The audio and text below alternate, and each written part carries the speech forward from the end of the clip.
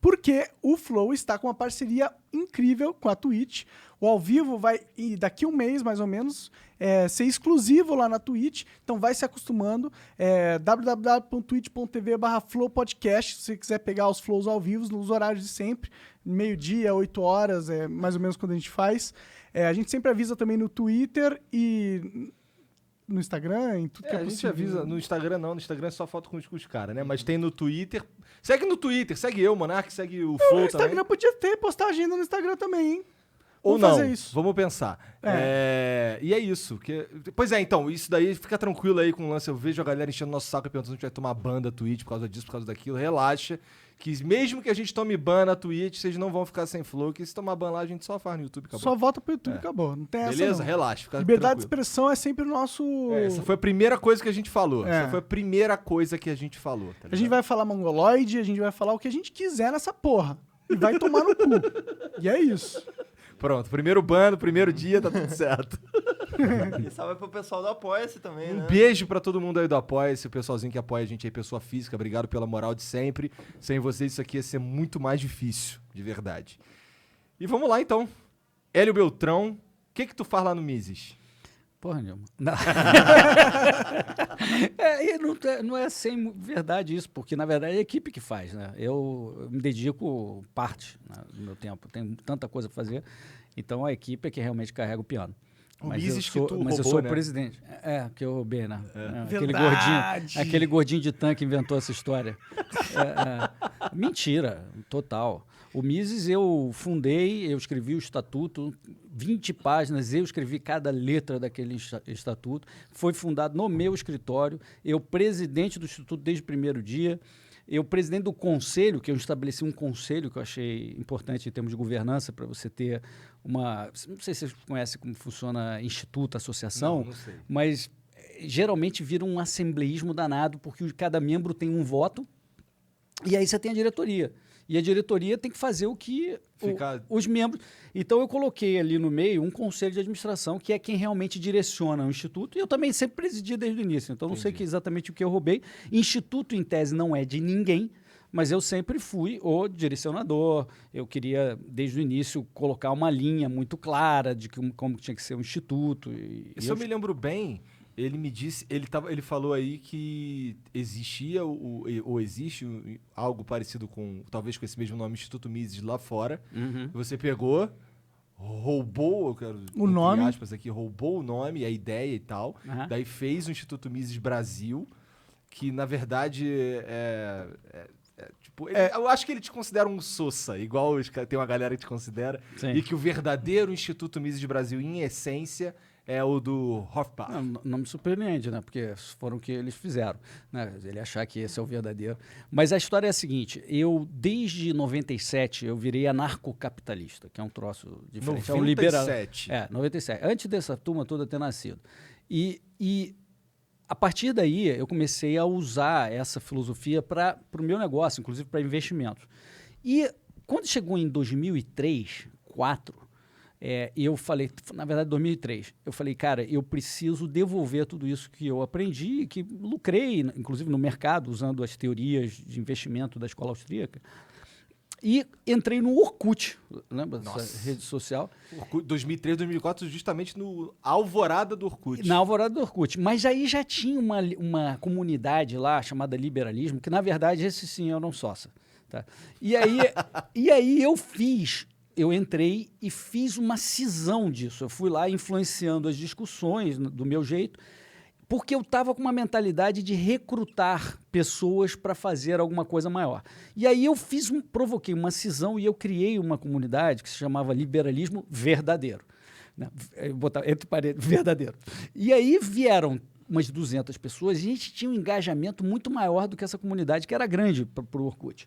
E a partir dali eu comecei a acompanhar, a gente chamava isso da Kombi Liberal. A Kombi Liberal era essa comunidade no Orkut, onde saíram, sei lá, 20, 30 caras, no caso 200, mas alguns interagiam mais do que outros, que fundaram, vamos dizer, essa nova filosofia liberal mais moderna e tal no Brasil. E aí eu fui nutrindo esse grupo e vendo o seguinte, quem é que eu posso chamar para compor essa iniciativa que eu quero fazer, que era o Instituto Mises Brasil. Né? E aí, quando chegou em 2007, né, porque eu trabalho pra caramba e trabalhava pra caramba, quando chegou em 2007, que teve o início da crise, que vinha a ser 2008, que eu me desfiz de algumas posições e tal, e tive um pouco mais de tempo, falei, é agora que eu vou fazer. E aí eu me mandei para os Estados Unidos para falar com os caras. Eu sempre, quando invisto, vocês devem ter feito isso aqui, imagino, você quer saber qual é o benchmark que eu acho bacana.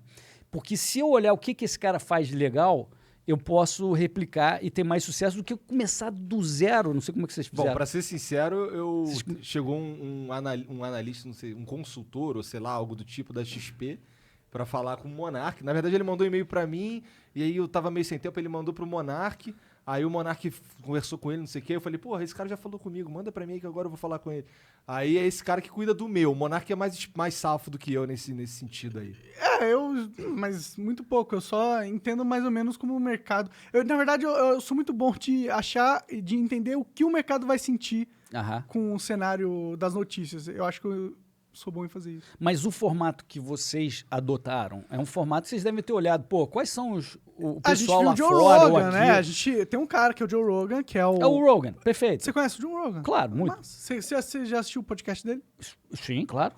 Porra, muito massa. A gente copiou ele. Então, ele inclusive tem o SM7B, que é esse microfone a gente copiou aqui. ele. Que foi por isso que a gente copiou esse É dele que vocês... Então, esse é o benchmark de vocês. Sim, sim. Então, eu falei que eu prefiro ter um benchmark para eu balizar o que eu quero fazer. Aí eu tinha o Mises Institute nos Estados Unidos, que eu admiro, é a minha grande inspiração.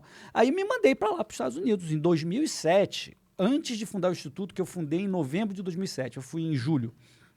Fui lá e falei com todos os professores, fui lá no Instituto, falei com todo mundo, com o Hopper, com o Walter Block, com todos os caras, o Lou Rockwell, com o Thomas Woods, todo mundo.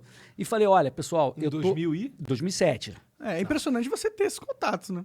Não, eu não tinha um contato. Eu liguei, que nem vocês ligaram pro John Rogan e falaram, cara, eu quero ir porque eu admiro você aí, eu quero ir aí conversar contigo, ver o que você faz. E os caras responderam? Responderam. Isso é impressionante. Responderam, porque eu, quando mandei o e-mail, eu já falei, cara, eu sou maníaco. Eu já mostrei logo que eu era maníaco do que eles faziam. Entendi. Então, isso faz diferença. Faz sentido. Aí, cara, aí quando eu falei, eu quero fundar um instituto sem ligação com vocês, não quero nada de vocês, nem nada. Vou dar um nome de Mises também. O que vocês acham? Os caras falaram, porra, do cacete, faz mesmo, entendeu?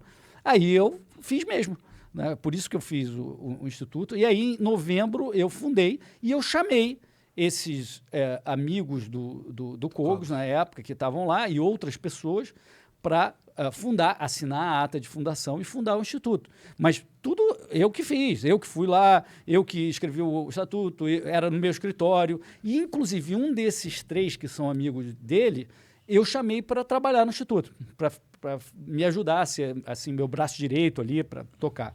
E com o tempo isso não funcionou. E por 1000 motivos, e aí, num determinado momento, eu mandei ele embora, e aí começou a crise. E aí começaram essas acusações malucas, que eu preferi não responder na época, que eu achei tão bizarro, mas já que estão falando essas coisas aí recentemente, obviamente é importante que eu esclareça. Uma réplica. Esclarecer, né, cara? Sim, eu tava com a impressão que tu tinha roubado mesmo a parada. Tá vendo? Se eu não tivesse respondido... Porque eu passei 5 anos sem responder essas acusações. 5 anos.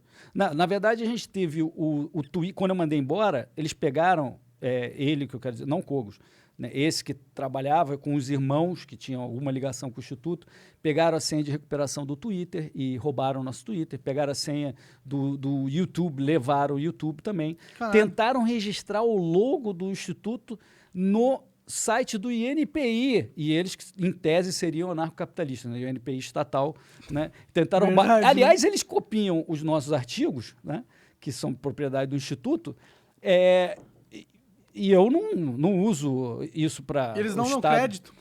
Não, acho que não. Entendi. Nunca vi crédito. Eu não entro no Instituto lá, mas não dão crédito. Caralho. E é propriedade do Instituto. Por que eles... Bom, dá para perceber que essa pessoa que você demitiu, ela tem um sentimento de posse do Instituto forte. Sim. Por que ele tem esse sentimento? Não sei. Boa pergunta. Talvez porque ele tivesse estado desde o primeiro dia, ele confundiu uma figura jurídica do que ele fazia pessoalmente. E, na verdade, o instituto é um instituto. É ele que é proprietário. É como se aqui um de vocês saísse e levasse as propriedades intelectuais, levasse algumas coisas, você levasse o teu YouTube para outro lugar e falasse, não, como eu estava lá desde o primeiro dia e eu sou um de 10, é meu. Seria a mesma coisa que o Janzão falasse, agora o Flow eu tenho a senha porque o Jean tem, a senha do Isso. Flow. Então, o único problema é que eu sou carioca, eu mando te matar, filha da puta. tem isso. Entra nessa pra tu ver. Carioca da Zona Norte ainda, bagulho doido. Eu vou pegar um tanque emprestado do Paulo. Eu não tenho medo de tanque, não. E de gordinho em tanque, menos ainda. Mas então, essa é a maluquice que pode aparecer na cabeça de um gênio, e ele acha que é dele, porque como foi ele que estava lá sentado em determinados momentos, então é dele. Essa é uma coisa maluca, completamente sem sentido. Entendi, faz sentido. E é esquisito ter tido esse problema com anarcocapitalistas que são fiéis defensores da propriedade privada. E quer saber o pior? Depois entrou na justiça estatal para uma ação judicial de R$300 mil e a gente acabou fazendo o acordo que foi R$130 mil para pagar, usando a justiça. E lá, reconhecendo que nesses 5 anos ele falava o contrário. Ele falou, não, como eu era funcionário, recebia ordens do Hélio, não sei o quê, eu tenho que receber isso. Entendeu? Enquanto na narrativa deles, não, ele que era o dono. Certo? Entendi. Mas tá lá na ação judicial, né? Entendi, é uma hipocrisia, né? Total. E usar o Estado, então, nem se fala, né? Verdade, cara. Realmente. Tu não usa o Estado pra porra nenhuma no que tu puder? Não, assim, que não puder. Porque, assim, porque eu digo o seguinte, o cara que é contra o Estado em tudo e pisa numa rua estatal está em contradição. Eu não acho que esteja, necessariamente. Né? Agora, você ser um cara que se diz puro anarcocapitalista, que diz que você era dono do instituto, né? Então que eu teria roubado, e depois entrar nessa justiça estatal para pegar encargos trabalhistas que você sempre abominou, é isso que eu acho que isso é meio bizarro. É isso que é bizarro. Esse combo é bizarro Esse mesmo. combo é totalmente bizarro. Ainda mais vindo de Me parece que anarcocapitalista. esse cara ficou muito puto contigo, ele só queria te fuder a qualquer custo. Ou também tava precisando de grana, né? Não, eu acho que sentir o seguinte, não, me tirou, significa que o que ele faz é espúrio, não é o original que eu... Envisionei.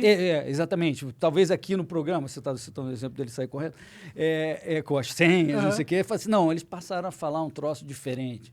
Sei lá o quê. Achou na cabeça dele. Não é mais. Ele é traidor. Então eu vou levar o original debaixo do braço e vou... um pouco dessa paranoia, assim. É sério.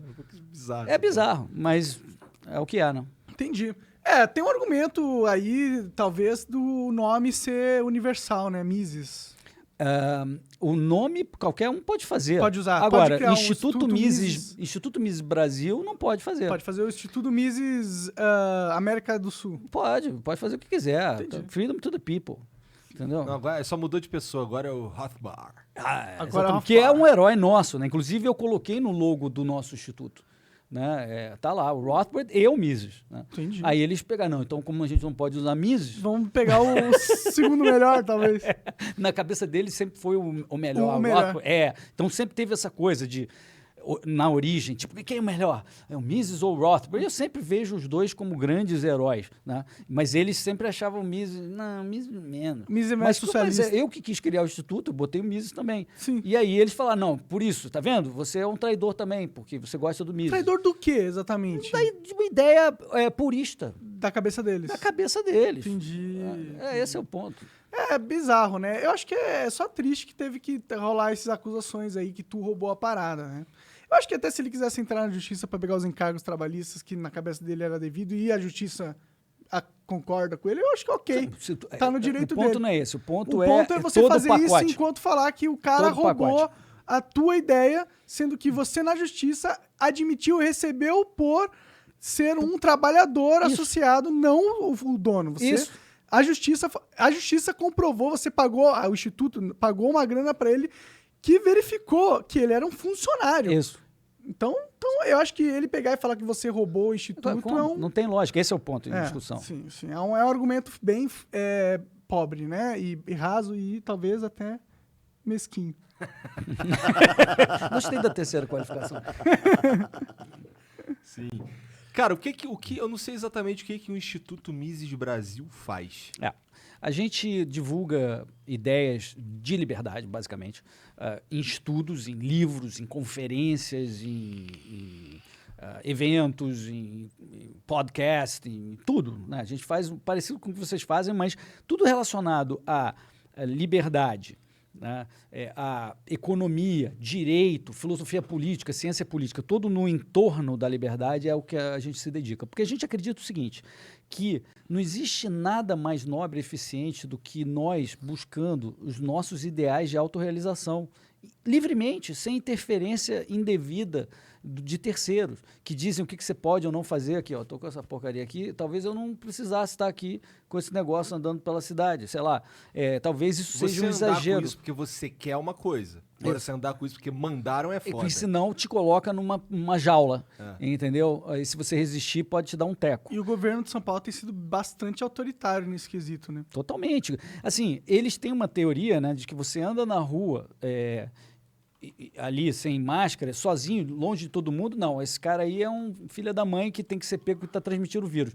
Mas, milagrosamente, eles acreditam num vírus que para na porta do supermercado. Ele não entra dentro do supermercado, onde está 1 milhão de pessoas por metro quadrado, entendeu? Sem máscaras, né? Então, esse é um vírus que ele não obedece. Ele obedece, na verdade. O Estado não entra no supermercado, na mercearia, né? Porque senão manda prender o vírus, porra. É verdade, eu esqueci desse detalhe. Como é que eu me confundi disso? Com detergente. E quando, na verdade, o supermercado deve ser a maior fonte de contaminação hoje em dia do coronavírus, né? Disso e as interações interfamiliares. Casas e a própria casa, né? E possivelmente supermercados, claro. Mas não tem jeito, as pessoas têm que comer, né? Tem que comprar comida. Mas eu te garanto o seguinte, tem muito menos contaminação na rua dessa pessoa que eles prendem. Com certeza, com certeza. E tu tá metido nesse lance de coronavírus aí desde o começo, né? Tava contando pra gente aqui antes de começar o lance da hidroxicloroquina, que tu falou que tinha uma origem interessante e tal, mas que tu foi parar no meio de uma discussão aí dos bolsonaristas e dos anti-bolsonaristas, porque depois que você já tava estudando a parada, pelo que tu falou, que o Bolsonaro foi falar da hidroxicloroquina, e aí os bolsominions começaram a te apoiar e os caras começaram a te odiar. Conta essa história. Você era um proponente da hidroxicloroquina desde o começo, é isso? Então, por quê? Quando chegou em janeiro, começou a pegar a coisa na China, eu que sou um cara muito estudioso, que fica lá lendo as coisas, estava preocupado. Esse negócio pode chegar no Brasil, vai chegar no Brasil, como é que fica a minha vida, da minha família, da minha cidade, etc., do Brasil? E comecei a ler que nem um animal. Li de tudo, tanto que na minha coluna da Folha, do dia 5 de fevereiro, eu falei, comprem máscaras N95, que eu comprei... uma caralhada uma tempo atrás. Lá atrás. Porque eu falei, vai subir o preço, o governo vai tentar tabelar o preço ou confiscar, você vai ficar sem, esse negócio vai chegar, e os profissionais de saúde do mundo usam esse modelo. Não vai, o cirúrgico ajuda, mas esse aqui é o que realmente... Eu fiz uma coluna para dizer isso. Galera, acorda. Se o governador tivesse me ouvido, não teria deixado agora para abril para pegar as máscaras. Agora que ele chegaram as máscaras dele, ele não comprou lá atrás. A gente já poderia ter evitado esse lockdown se ele tivesse comprado lá antes e falasse, galera, tem aqui máscara para todo mundo. Ele realmente não tinha, ele não prestou atenção. Mas eu estava lá lendo, aí eu comecei a ler processo de infecção do coronavírus. Que o coronavírus, ele acopla numa proteína na casquinha da célula, aí ele tem um portal que ele cospe o material genético, o RNA do vírus, lá para o citoplasma. Quando ele chega no citoplasma, os nossos ribossomos não sabem que aquilo é invasor, leem, fazem a varredura e vão obedecer o que ele mandou fazer. Ele manda fazer uma proteína chamada RNRP, ou replicase, RNA Dependent RNA Polymerase, que Caralho! é o RNA Dependent RNA Polymerase, que é Hitler. Vamos traduzir como um Hitler. Por que é o Hitler? Porque uma vez que esse cara mandou essa proteína e fez a proteína, ele sequestra todos os recursos da célula e aí manda ficar replicando o RNA do vírus. E aí a célula explode, ou o nosso sistema imunológico vai lá atacar aquela célula que está com aquele vírus acoplado, aquela casca de vírus acoplado fora, fala, destrói. E aí, no momento que destrói, o processo infeccioso continua. E aí, eu lendo essa coisa toda, de repente, chegam alguns papers do corona anterior, já existiu o corona antes desse, onde foi demonstrado que com o aumento da concentração de zinco, essa Hitler é inibida. E aí mostrava lá os gráficos, né? Quanto maior a concentração de zinco na célula, e isso era devido à hidroxicloroquina, que pega o zinco que já está no nosso plasma sanguíneo, na nossa corrente sanguínea, e leva lá para dentro da célula. Na hora que você aumenta o zinco dentro da célula, você inibe essa proteína. Inclusive, tem uma alteração de pH que isso causa, também ajuda a bloquear e inibir essa proteína. Eu fiquei muito surpreso com aquele troço. Então idealmente, um tratamento... Teoricamente. Teoricamente. Um tratamento com cloroquina seria ideal no começo da infecção. Isso. Não, mas calma. Aí, chegamos lá já. Mas justamente isso. Porque se você entende esse processo, você fala assim, mas peraí, então se eu já aumentar a minha concentração, eu não vou pegar. Já comecei a ficar interessado nesse assunto. Aí eu falei, caramba, será que isso se aplica ao Corona 2, ao SARS-2, né? E comecei a subscrever lá os fóruns de medicina, ler paper acadêmico da JAMA, da Lancet, Cara, da New England. Muito nerd nerd, pra isso é cacete. muito nerd. Por isso que eu podia estar aqui o tempo inteiro com vocês. Aí, eu falei, putz, eu vou... E estou sabendo que no dia 16 de março ia sair um paper e em seguida ia sair outro. No dia 16 sai o primeiro paper que comprovou que é normalmente o estágio inicial de teste de um remédio, o in vitro. Você bota num becker e vê o que acontece. Fez aquele troço. E aí, no dia seguinte, dia 17 de março, sai o paper do Druida, que eu chamo de Druida, que parece o Panoramix do Asterix, o Didier Raoult, um francês, que vocês devem ter visto já a foto desse sujeito. Eu não vi, eu sou burro. Então, esse Druida fez um ensaio clínico que teve resultado da hidroxicloroquina com a azitromicina. Quando eu li esses dois papers, eu falei, cara, por que a mídia não está falando? E eu comecei uma campanha sistemática. No dia 19... Tu usou o Instituto, inclusive, para fazer isso? Não, tudo no pessoal. Não tem nada a ver com o Instituto. Foi um assunto pessoal meu. Bom. E o Instituto não... Vamos tirar essa pica do Instituto. Não, porra, é sacanagem com o Instituto, né? Não, porra, muita sacanagem. Aí, 2 dias depois, o Trump menciona, né? O Trump menciona a hidroxicloroquina e começa a pegar. E aí, 2 dias depois, dia 21, o Bolsonaro fala. E a minha campanha sempre foi o seguinte, olha, pessoal, só para resumir aqui, a gente não vai saber tão cedo se isso é eficaz ou não, em que estágio e etc. Porque isso, conforme a ciência e a metodologia da medicina, você precisa de muitos ensaios, de uma macroanálise de diferentes ensaios que normalmente são os Randomized Clinical Trials. Caralho! Os RCTs. Por que você não fica zoando ele? Eu tô zoando, pô. Eu sabia, É que ele fica me zoando toda vez que eu falo alguma coisa em inglês, tá ligado? Randomized Clinical Trials. E os RCTs. Born to be libertarian. Born to be a libertarian. O cara tá demais. E aí esses RCTs, que são o padrão ouro da medicina, precisa de vários, vai levar 1 ano. A gente está no meio da crise. Como é que você toma uma decisão aí? Você pode usar uma análise bayesiana, que é de estatística, ou você pode ser um humanista, que diz o seguinte, dadas as evidências presentes, atuais e potenciais, que ainda são anedóticas, estudos preliminares, estudos in vitro, outro ensaio, não sei como, dados os benefícios potenciais e dados os danos potenciais da hidroxicloroquina, que eu vou falar já, isso deveria ser adotado ou não? Entendi. E quais são os danos da hidroxicloroquina? 5 bilhões de pessoas já tomaram hidroxicloroquina. 5 bi. Nos Estados Unidos, que nem malária tem, no ano de 2017, que é o último ano que eu verifiquei os dados, 5 milhões de americanos tomaram. Pessoas saudáveis do mundo inteiro, quando vão para uma região de malária, tomam profilaticamente, preventivamente. Os danos colaterais, todo remédio tem, no caso da hidroxicloroquina, são plenamente conhecidos. Então, se o médico que te conhece, e sempre, nunca se automedique, e sempre consulte o seu médico. Mas o médico te conhece e fala, você não tem aquele coisinha no coração que pode dar um problema, nem tem 95 anos, então você poderia. Então, essa é uma droga recomendada pela OMS há 70 anos, quer dizer, não recomendada há 70 anos, existe há 70 anos, recomendada como super segura pela OMS há várias décadas. Então, na hora do que você faz o balanço de potenciais benefícios contra potenciais danos, e eu fiquei nessa campanha, falar, cara, dado isso, você tem que adotar, dado isso, você tem que adotar. Muita gente confundiu dizendo que eu estava sempre falando que era eficaz, não era bem esse o meu ponto, mas a minha briga é essa. Até que, no fim de março, o FDA aprovou isso para hospitalizados, que não é exatamente bem cedinho, como a gente faz no Tamiflu. A gente sabe que no Tamiflu tem que ser logo no 3º dia de sintomas, senão não adianta. Vocês já ouviram falar isso? Já.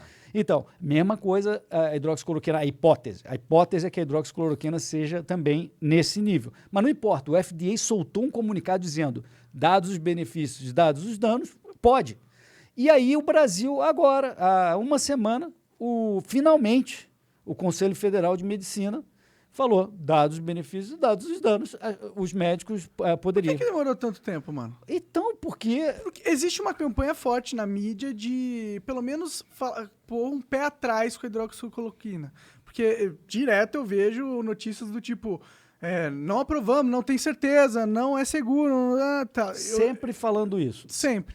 Por quê? Se é tão... Do jeito que você explicou aqui, parece que você entende a fundo o assunto, não parece ser... Parece ser um que o médico recomende. Desde que o médico recomende.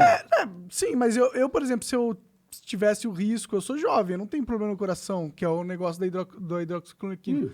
Talvez eu tomasse. No início, não. No início nem era isso. No início era mata e cega. Aí, quando foi provado pelos reumatologistas, como assim mata e cega? É só para 3 anos de coisa, tem que acompanhar com oftalmologista, não sei o quê. Foram derrubando cada uma das teses, né? Tudo maluco. Até que agora, recentemente, teve um pessoal mengeliano que fez uma pesquisa, um ensaio no Amazonas, com uma dose 5 vezes maior. Não era nem a hidroxicloroquina, é a cloroquina, que é 45% mais tóxica do que a hidroxicloroquina. E fizeram uma dose 5 vezes a dose recomendada e teve gente que morreu. Não sei se morreu especificamente por isso, mas era uma overdose. E, obviamente, o imaginário das pessoas também. Mas isso foi agora. E antes isso já acontecia o que você estava falando, Monark. A pergunta é, eu não consigo entender por que isso. Por quê? Porque minha impressão, eu tenho várias teorias, tá? Mas a minha impressão é o seguinte, a comunidade científica médica ficou muito bitolada, que a única coisa que você tem que olhar é um ensaio Randomized Clinical Trial, que você tem 2 grupos, um que toma placebo, o outro que toma o remédio, e aí a estatística demonstra acima de 95% de confiança no final que aquilo teve uma diferença significativa. Eles passaram a ser como se fossem robôs, não um cara que quer entender o processo de infecção, de entender a lógica por trás, o mecanismo pelo qual uma droga pode agir, mas simplesmente um robô que normalmente é pago $1.000 a $3.000 por paciente pelas indústrias farmacêuticas para testar um determinado medicamento, que não é o caso aqui da Hidrox, porque ela não tem patente. Ela é livre, é barata, é de graça, basicamente. É isso que eu ia te perguntar aí, se é um remédio de difícil obtenção. Não, 0. Custa, sei lá, alguns centavos para fabricar cada um e não tem patente. Exato. O Brasil é muito bom nessa questão de remédios, né? O Brasil tem alguns pontos interessantes. Mas o ponto não tem o din-din. Né? Não tem o din-din que para o médico, que é esse robozinho que faz esses ensaios, fazer. Não está fazendo aquilo que eles agora acreditam que é a ciência devida, que é só fecha o olho, bota lá e faz, ao invés de ser todo o resto que é considerado a ciência tradicional da medicina. Então, eu acho que isso prejudicou muito. E como a mídia ela vai ouvir o especialista, ela vai botar um microfone bonito desse na frente do especialista. Mas é um especialista gabaritado dentro da sociedade dos jornalistas. Exato. Dentro do que eles... Às vezes o cara não é nem especialista de porra nenhuma. Exatamente, esse é o ponto. E aí esse cara vai falar, olha, eu não sei nem o que é hidroxicloroquina, acho que foi feito agora para ser testado. Não, já existe, está na prateleira. Ele não estudou a fundo. A hidroxicloroquina hidroxicloroquina trata a malária há décadas e décadas e décadas. O Brasil é um dos que mais usa hidroxicloroquina. Eu fui no meu médico, que é um médico muito famoso, gastro, que todo mundo no Brasil conhece, porque fez alguma coisa em relação a um político muito famoso também, e é o meu médico, por acaso. Aí eu fui, no meio dessa confusão, que chegou o meu exame lá de gastro, não sei o quê, aí eu fui falar com ele, e ele disse o seguinte, eu falei da hidroxi, ele falou, não, mas não tem nada provado ainda, primeira reação dele. Aí eu citei 2 frases, mostrando que eu conhecia o assunto, ele falou, peraí, Hélio, então deixa eu te falar. Eu já estou tomando, profilaticamente, preventivamente, 2 por semana, obriguei toda a minha família a tomar, e aqui no centro médico, eu falei para todo mundo tomar. Aí eu falei, pô, bacana. Aí eu falei, mas qual a base, já que você falou que não tem muito provado, eu queria saber a resposta dele, se era coerente com o que eu vinha defendendo. Ele falou, quer saber? Depois de amanhã, eu vou operar uma moça que tem um filho de 1 mês, de câncer do pâncreas. E se eu pegar o Covid? Ou se ela pegar e passar para mim, eu vou operar uma opção de gente, e ainda por cima ela é babá da minha neta. Quer dizer, eu... Não vou arriscar.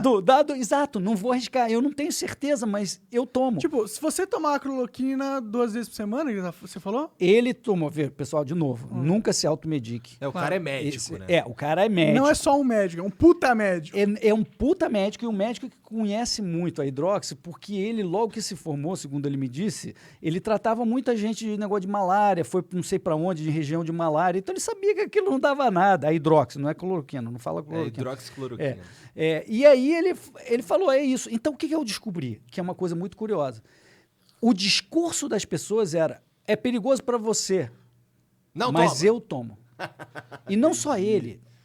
O Davi Wipe apareceu aí, o Calil apareceu aí. Primeiro eles falavam, não, é perigoso, não tome, mas ele toma. Sabe por quê?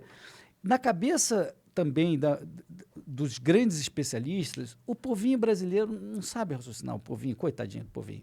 Ele até que tem que explicar, ele vai fazer besteira o brasileirinho, sabe? O brasileirinho não sabe cuidar da própria vida, sabe? Então ele é melhor contar uma história meio obscura, porque ele sabe o que é bom para ele. Mas o brasileirinho, ele é que vai dizer o que é bom para o brasileirinho. Entendi. Entendeu? Entendi. É bem prepotente essa É lógica. elitista. E é obscurantista, na verdade. Quando a gente fala obscurantismo histórico, né, não vou entrar nesses detalhes, mas lá na Baixa Idade Média, surgiu por causa disso. Essa atitude, não, vamos concentrar a informação aqui e vamos ser rebuscados e deixar os caras meio no escuro, porque senão vai dar merda. Entendeu? Nossa, eu odeio isso, mano. Pois é. Isso me dá uma raiva do E caralho. eu descobri Porque eu sou o cara menos rebuscado que queria saber as informações, porra.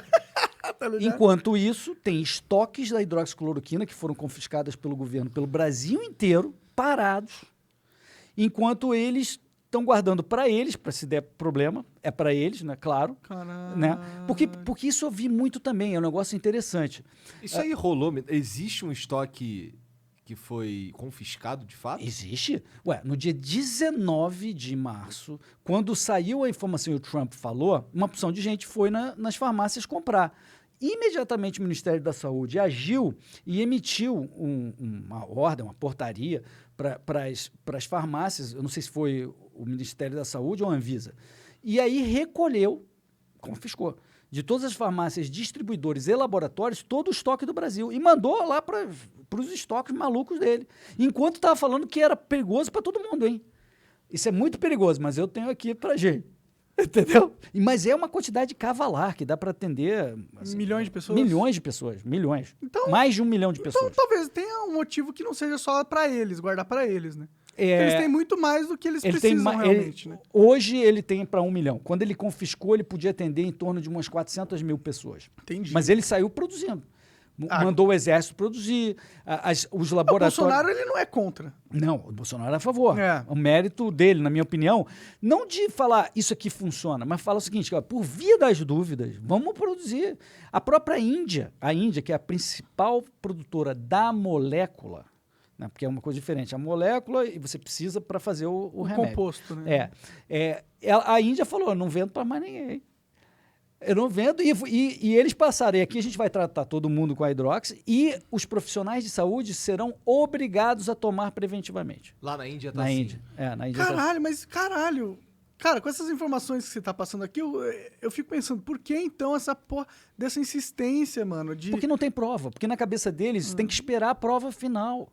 Você entende o Mas problema? é que, tipo, você explicando é tipo um vai aumentar minha quantidade de zinco e é isso. E é isso que eu preciso. Não, mas ninguém não se comprovou que é isso exatamente. Entendi. É isso que está na cabeça. O que você sabe é o seguinte, tem uma opção de ensaios mostrando que melhorou. O ensaio do DJ Raul, um médico lá em Upstate New York que percebeu e começou a tratar cedo, conseguiu em 1.500 pessoas, ele teve, sei lá, 2 mortes, muito menos do que todos os outros. Então você tem uma série de evidências em vários lugares que mostram que tem um grande... É promissor que tenha eficácia, é muito promissor, mas o médico careta vai falar, não tem prova.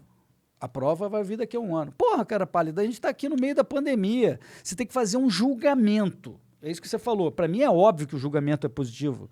Tipo, olha, dado que tem na mesa e os resultados preliminares, e dado que o dano... As consequências são 0? Basicamente 0. Não é 0, porque todo remédio tem. Você olha lá, ele é menos tóxico que a aspirina. Você já leu a bula da aspirina? Não. É um negócio de maluco. Leia Menos aí. tóxica que a aspirina que a gente compra igual merda. Isso. Ah, Bruce Ué, Lee morreu não tomando tinha aspirina. receita. Esse remédio era vendido sem receita no Brasil. Entendeu? Agora, leia da aspirina. É um troço horrível se olhar os efeitos adversos. Você não compra aquilo nem a pau. Entendeu? É que nem quando você vai comprar uma ação no mercado, né? Quando ela é lançada, tem uma seção lá no prospectus. Cara, ele tá demais hoje. No prospectus. Ele tá demais. Que é a seção assim, ó, por que pode dar merda? Assim, é um negócio gigante. E na aspirina e na hidrox tem lá também. Mas, na prática, recomendado, como seguro, todo mundo usa, É porque profilaticamente. é 0,1% de chance. E num caso conhecido, entende? Para aquele caso, para Entendi, aquela pessoa que tem essa característica, entendeu? No caso da hidroxicloroquina também. O cara que tem essa condição aqui... Aí não é bom tomar, evita. Só que a chance de você Mas se ter... o cara já tá com Covid, sei lá, até se eu fosse um médico, dependendo do cara lá, fala assim, putz, ele tem aquela coisinha que pode dar um efeito. Bom, mas se ele ficar assim, ele vai morrer. Então toma isso aqui que ele pode não morrer. Exato. Melhor. Talvez. Eu não sou médico, mas sei lá. Então, Será que é o medo? Eles têm medo de fazer esse julgamento e na hora que talvez sair um viés, um revés, falando, putz, na verdade a gente estava vendo aqui, a hidroxicloroquina, na verdade, acelera os sintomas do coronavírus. é isso. E aí ele vai tomar Isso um se risco de chama em reputação inglês, eu fiz infinito. uma imagem, vocês vão gostar. inglês. Se chama em inglês cover ass. Né? Só que aí Gostei dessa. é para tirar o rabo, tirar da frente. Aí, mas só que eu falo o seguinte, eles fazem o cover ass com 2 mãos. Com uma ele tampa e com a outra ele toma hidroxicloroquina. É, né? É um cover É as isso. hypocrisy Exatamente. como motherfucker. Com a motherfucker, no interruption at all. Caralho, Gostei, cara. eu entendi. Isso, pra ser sincero, essa conversa mudou um pouco a minha mente sobre o hidroxicloroquina. Porque eu tava assim, tipo... pra mim era só mais era uma bandeira do Bolsonaro pra ele ter algo positivo no momento da crise, pra ele pôr o povo de olho, tá ligado? Tava achando que era tipo, pode fazer um efeito, mas ele é pequeno. Não, e não é só a hidroxicloroquina que existe. Tem outras O próprio medicamentos. Marcos Pontes falou, né, que eles estão com 3 medicamentos que eles fizeram aquele negócio in vitro e deu 94% de resultado. A Anitta mas está atrasado. Está atrasado em relação ao estágio em que a hidroxi existe. Talvez a droga seja mais nova, seja um pouco menos conhecida. A Anitta é um hidroxi é vermífugo. conhecida há 70 anos, cara. Entendeu? É um negócio assim super estável. Então, existem outras drogas promissoras que eu acho até que deveria poder fazer o mesmo balanço de risco. A ivermectina, a própria droga lá da Gilead, o Remdesivir. o Remdesivir foi o que foi aprovado agora nos Estados Isso, Unidos. que né? foi aprovado nos Estados Unidos. Ou seja, tem outras coisas que foi aprovado com a mesma frase para a hidrox, que a hidrox foi aprovada. De dado o balanço de benefícios e danos, pode usar. Entendeu? Então, assim, não é para ser politizado, mas foi, como você disse. E né? ainda Ele na real, né? Foi Não, eu disse não, totalmente tu disse, politizado. eu só repeti. É, Os caras começaram a encher teu saco te chamando de bolsominion. no final, eu não sei se você quer entrar nessa parte da polêmica, mas teve uma pessoa que te atacou, não foi? É. Não atacou, mas... Não, pior que atacou, né? Me acusou de crime. Verdade, você falou. Me acusou de crime. Teve uma jornalista do Estado de São Paulo. Eu escrevo na Folha de São Paulo, que é competidor, né? Então aí já tem um troço. E aí, como a Hidrox é percebida como bolsonarista, embora eu não me considere um bolsonarista, eu apoio as políticas do Paulo Guedes, etc., mas não me considero necessariamente um cara que eu idolatro e tal, sou esses chamados minions. Não tenho nada disso. Mas essa pessoa, né, que eu me recuso a citar o nome, né, não sei por que me lembro daquele brinquedo. Vocês não têm aqui Playmobil? Não, a gente não tem aqui. Não sei porque me lembrei. E ela falou o seguinte: eu tinha botado no Twitter, num determinado dia, eu soltei 1000 tweets, a minha estimativa desse período que eu fiz essa campanha sistemática, e eu já estou, em tese, aposentado. A gente está falando aqui, mas eu já me aposentei de ficar... Porque eu alcancei o objetivo. Sim. Mas 1000 tweets. Um deles foi o seguinte: pessoal, se você tiver um médico que esteja tenha receitado, e por acaso no seu hospital não tenha a hidroxicloroquina, fala comigo que eu tenho aqui uma corrente do bem que eu estou fazendo para tentar fazer chegar a hidroxicloroquina. O que eu estava na minha mente? Eu tenho os meus contatos no governo, tenho meus contatos nas secretarias de saúde, farmácias do SUS, e para fazer chegar a coisa. Aí ela me disse, por causa disso, apontou e divulgou, né? Essa e outras pessoas vieram a replicar, que é um absurdo, está tudo anotado lá, tem tudo salvo lá. Mas tu não vai usar máquina estatal pra fuder esses caras, né? Se vier pra cima de mim acusando de crime, se eu não tiver outro recurso... Sim, tá, entendi. Eu não tenho nenhum problema, em usar. E se defender uma coisa. Exatamente. Defender uma coisa. E não atacar o outro. Tá. Bom, ela me acusou de ser contrabandista. Por causa desse tweet. Tu tem cara de contrabandista. Eu tô cheio aqui na cueca, tô cheio de hidroxicloroquina. Vocês querem comprar? Eu não, na cueca não quero não. Não, na cueca não. Tô de boa, prefiro Dizem corona. que o pentelho aumenta a concentração de zinco. Eu vou comer um pastel chinês ali no... Caralho, agora eu fui. Caralho. É porque eu tenho uma história com pentelho em pastelaria de chinês. A gente mas vai lá, conhece, já continua. Mas me acusou também de traficante. Então, contrabandista e traficante. Né, que é o completo contrassenso. Em seguida, eu botei lá o que eu expliquei melhor o que eu estava dizendo, mas fica aí, está circulando. Então, obviamente, eu vou ter que responder, porque senão, lá no futuro, vão olhar e falar assim: o que é isso aí que falaram que você era traficante e contrabandista de... Contrabandista como? Vende na farmácia, não tem nenhuma proibição. Depois do dia 19, quando eles confiscaram, eles passaram a exigir receita. E também, como tinha tudo confiscado, demorou para os laboratórios começarem a repor. Então é difícil de achar. Mas não tem nenhuma proibição. Você pode chegar agora. Se o médico te receitar, você vai lá e pega. Você conhece o médico da família, né? Isso. Manda e fala assim: faz uma receitinha. Receitinha. Muita gente manipulou, sabia? Porque como estava faltando, as farmácias de manipulação, que tinham a molécula, obviamente, puderam fazer, porque eles não confiscaram, pelo que eu entendi, os estoques da farmácia de manipulação. Entendi. Eles não são tão espertos assim. Então, mas com esse lance da Índia segurando a venda dessa molécula aí, a gente consegue fabricá-la aqui? A gente já tinha muito estoque, porque é um remédio super usado e abundante no Brasil, por isso que tem já tinha o estoque nas farmácias para tratar 400 mil pessoas, e mais o que já tinha nos hospitais, que eu não sei quanto era, já tinha nos hospitais. Né? A gente consegue, por causa disso, e também porque, assim como o Bolsonaro fez, outros governos também fizeram, foram todo mundo lá beijar a mão do Modi lá na Índia para pedir: libera um pouquinho para mim. E ele liberou 600 quilos de moléculas para a gente fazer mais. Então, estão fazendo, não sei. 600 quilos dá pra fazer remédio pra caralho. Pra cacete. 600 quilos Eu faço a menor ideia de quanto remédio isso faz, mas molécula não deve ser uma coisa muito grande ou pesada, né? Uma molécula não deve ser nem grande ou pesada. Pois é, então deve dar pra fazer pra caralho. Né? Interessante. Então, foi todo mundo lá pedir e ele liberou. Ele liberou pra alguns governos. Né? O Trump fez um fuzuê danado pra conseguir e agradeceu, teve até contrapartidas e tal. Eu não sei qual a contrapartida que o Bolsonaro deu lá, mas conseguiu 600 quilos. Não sei. O Brasil deve ter deve ter bastante contrapartida aqui nesse país. Nossa, esse corona tá foda mesmo. Tô doido pra passar essa parada aí. Tá atrapalhando demais a vida de todo mundo. Cara. E tem várias... E o pior é que, assim, o que me deixa mais puto é exatamente o lance de politizar a saúde dos outros. Tá ligado? Igual eu tava falando aí. Pô, tu tava falando de hidroxicloroquina, de repente tu virou bolsominion. Pois é. Né? Lá os caras estão até especulando que tem gente enterrando o caixão vazio. Porque, cara, tu fica, caralho, por que alguém ia estar enterrando o caixão vazio, cara? Não faz sentido, cara. Pra ter a cerimônia. Nossa, cara. Mas a verdade é Sem o que, corpo. né, Igor, tem muita desinformação pra tudo quanto é lado. Mas eu acho, se você puder entrar nisso, cara, Você pode que é um entrar onde negócio você que quiser, me ele. deixa louco. Ih, Igão, calma aí, Opa, cara. Dá esse livro pra ele. Tá bom, quase onde você Acho que eu quiser. entendi, por isso que ele gostou do livro.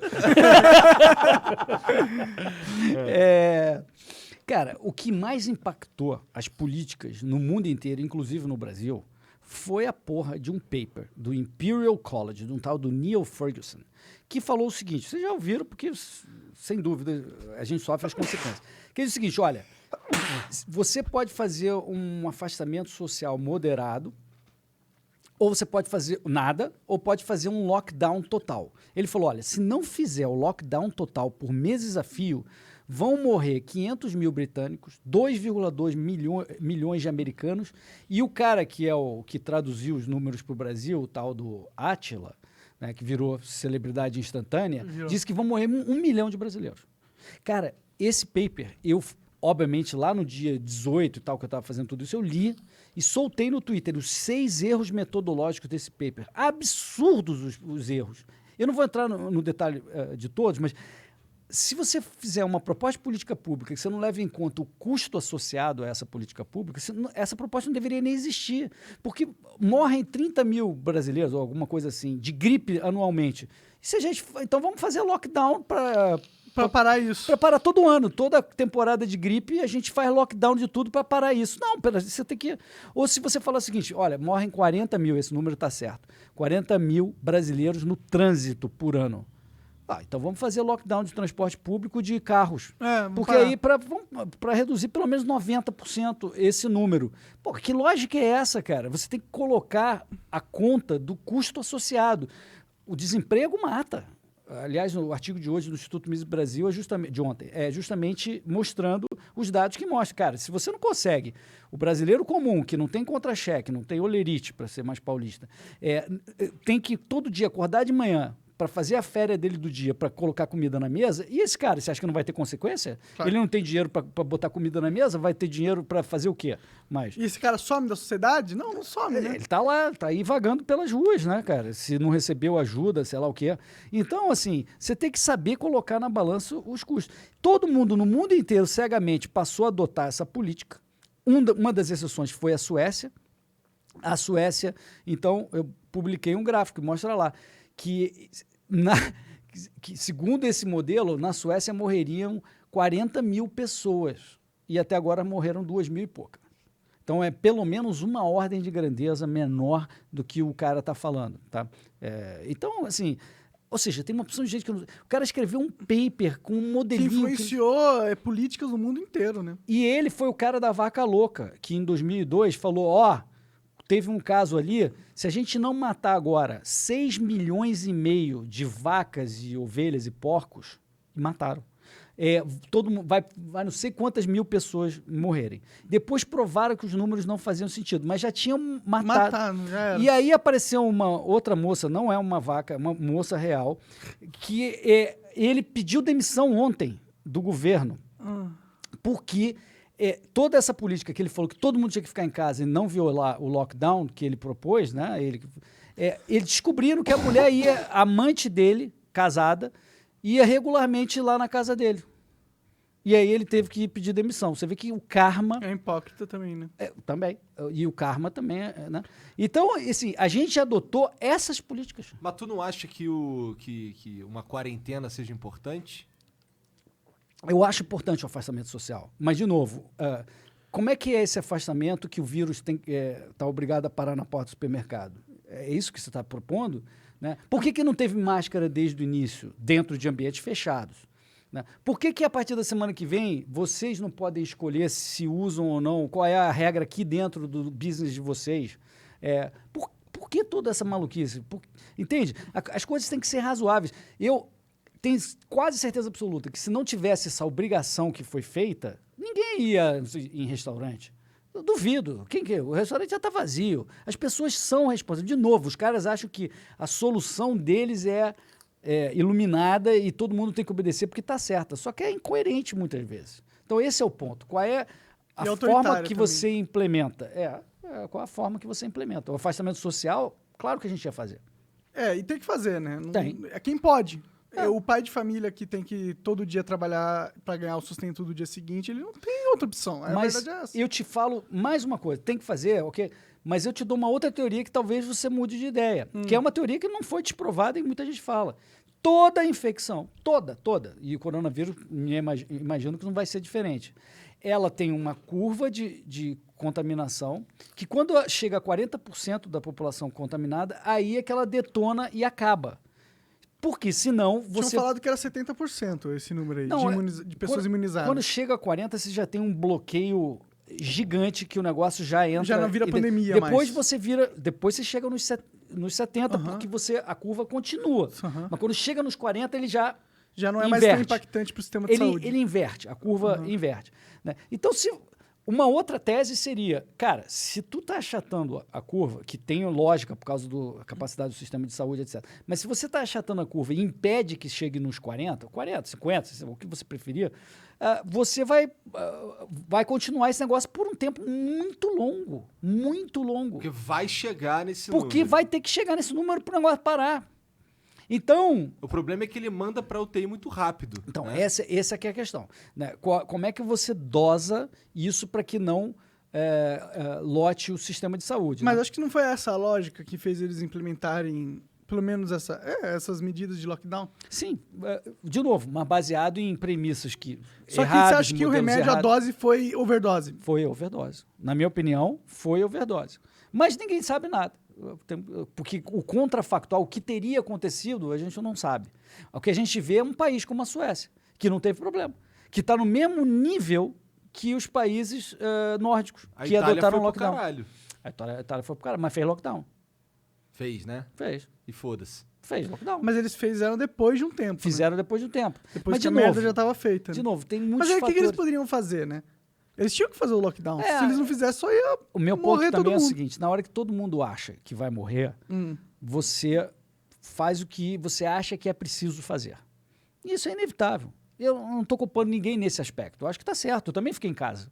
A gente acha que é isso a questão. Eu não quero pegar. Ainda estou em casa. Mas tem ângulo, meu ponto tem ângulo para você entender outras dimensões que, por exemplo, eu acho que é bem possível que já tenha 30 milhões, 40 milhões de brasileiros que já pegaram. Talvez a gente já tenha pegado. Porque minha esposa acha que eu já peguei, já infectei todo mundo e já... Exato, porque é assintomático em 90 e tal % dos casos. É sintomático. É só um resfriadinho. Um dia, sei lá, você subiu uma escada e sentiu falta de ar, talvez já tenha sido isso. Talvez. Entende?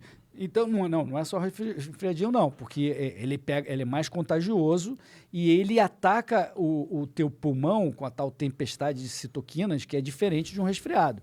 E a gente não sabe a mortalidade total que vai dar lá no final. Mas é possível que não seja o 1%, 2% que estão falando. Talvez seja apenas 2 vezes o que é a gripe. Talvez seja, ao invés de 0,15 da gripe, seja 0,30. Talvez seja. E aí o que você imaginou estava errado.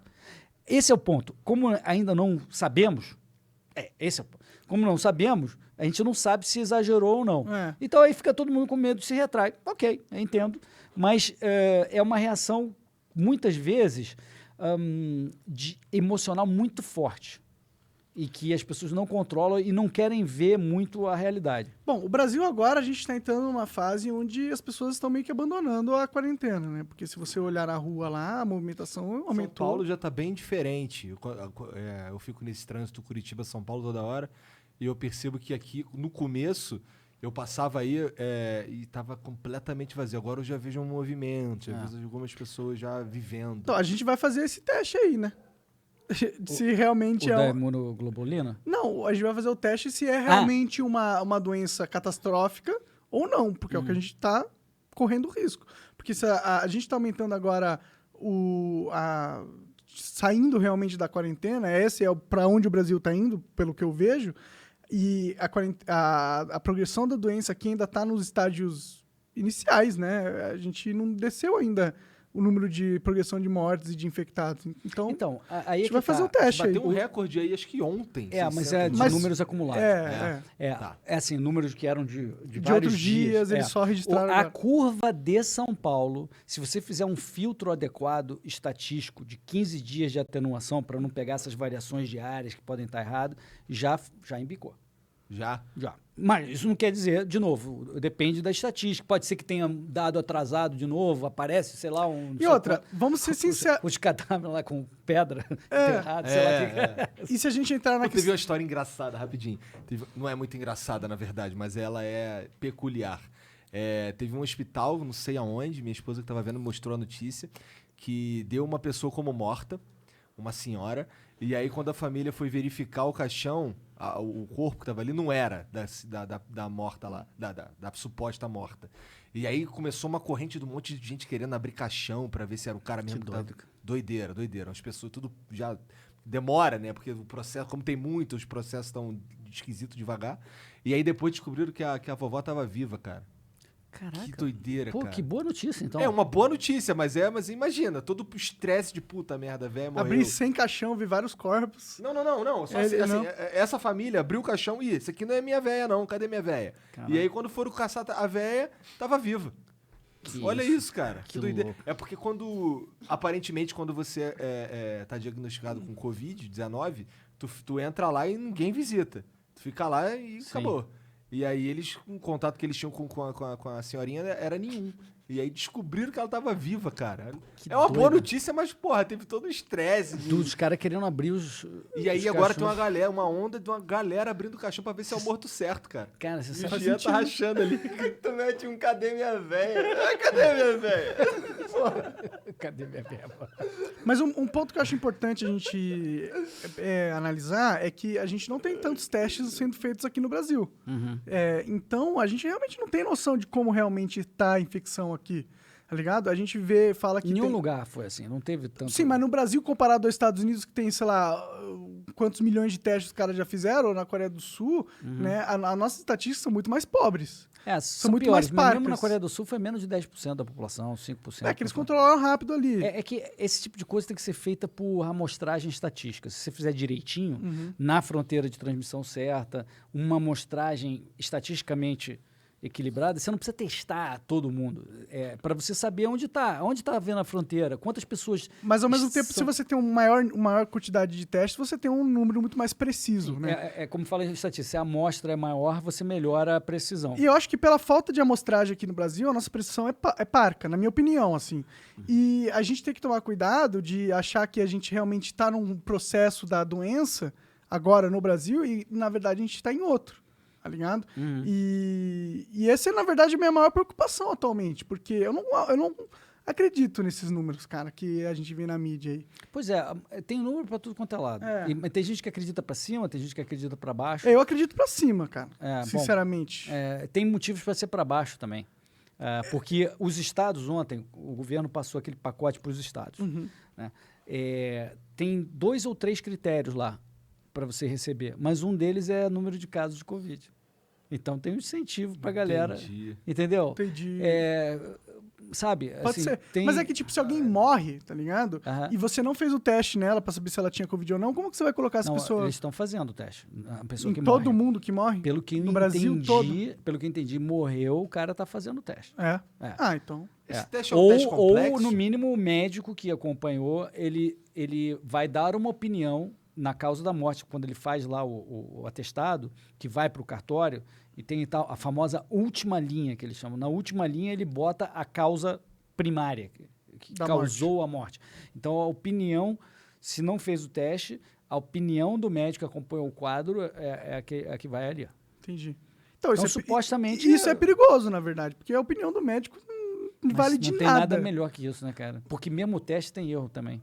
Tudo bem, mas isso vai de encontro ao ponto que a gente realmente não tem certeza dos números aqui. E eu tendo a, sempre quando pensar no Brasil como instituição capaz de ter um processamento bom de dados e de fazer uma coletagem boa, eu não tenho uma boa impressão do Brasil, tá ligado? Não, em parte você tem razão, sim, eu concordo. O que eu acho que é impressionante é que as curvas são todas quase idênticas no mundo inteiro. Então, todo mundo está errando igual, é estranho. E a curva do estranho Brasil pensar também que a é igual. Suécia teve uma curva parecida com comportamentos diferentes. Também é estranho. Né? E a Inglaterra ia adotar a mesma política que a Suécia adotou, não fosse o tal cara que a gente mencionou, o cara Boris da Johnson? vaca. O cara da vaca, o Ferguson. O Neil Ferguson. Neil, foda-se. Neil Ferguson. Entendi. Se não fosse esse cara aí... Então, assim, é E o difícil. primeiro-ministro pegou essa porra. Ele Quase deve morreu. ter pirado também, né? Pegou. E aí deve ter Deve Ele ter estava no grupo pesado de risco, no né? julgamento. Deve ter contribuído. Deve com a ter decisão. contribuído. Não, foi depois, eu acho. Ele adotou a política antes de pegar, se eu não me engano, se eu não falha a memória. Entendi. Créditos pra ele politicamente, né? Bom, não sei, né? Se provar que tudo isso era realmente Mas necessário, que todo a gente só vai mundo, né? saber lá Todo na mundo fez frente. a mesma coisa, né? Todo mundo. A cara dele. A que custo? Você acha que a mídia tem um papel importante nisso? Eu acho. Porque a gente percebe que a mídia, hoje em dia, ela tem muito mais um viés de a minha mensagem precisa chegar aos olhos e ouvidos da maior quantidade possíveis, em detrimento do conteúdo, sempre. Então, eu sinto que a gente tem hoje em dia uma mídia a mainstream especializada que ela tem uma dinâmica de trabalho que ela não realmente está visando informar o público, a população. E existem momentos que a gente precisa que a gente tenha informações precisas, corretas e bem pensadas, tá ligado? E quando a mídia, a lógica da mídia não é baseada, né, a indústria da mídia não é baseada em produzir esse tipo de produto, a gente, quando tem uma crise dessa magnitude, que não é necessário que a gente tenha uma transmissão confiável de informação, talvez muitas pessoas morram por causa disso, né?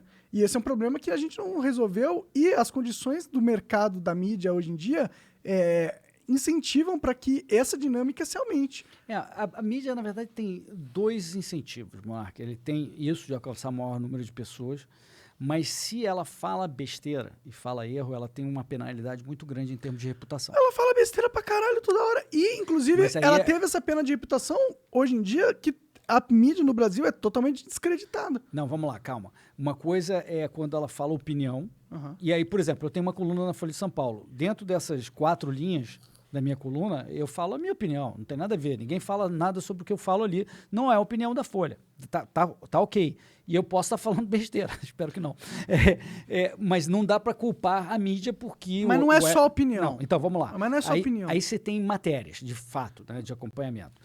Que aí eu acho mais difícil falar besteira, mas mesmo assim pode ter distorção, porque ele escolhe a forma como apresenta. O ponto, na verdade, não é nem se a matéria é de qualidade ou não, mas a apresentação do jornal, ele direciona o público para um lado. Inclusive, existe muito, eu sei, editores, né, chefes, diretores, que falam assim, me consegue um cara que vai falar isso aqui. Ó. Entendeu? Tem muito isso. Então, né, e aí, o que acontece nessa lógica? A gente tem isso aí, a mídia desinformativa. Calma, mas aí... Mas não é. Eu sei que você trabalha na não trabalho nada. Na Folha. Você tem uma coluna na Folha. Eu tenho uma coluna, mas eu não tenho que defender a claro, Folha, com a mídia, certeza, nem nada disso. Eu não ganho. Eu ganho...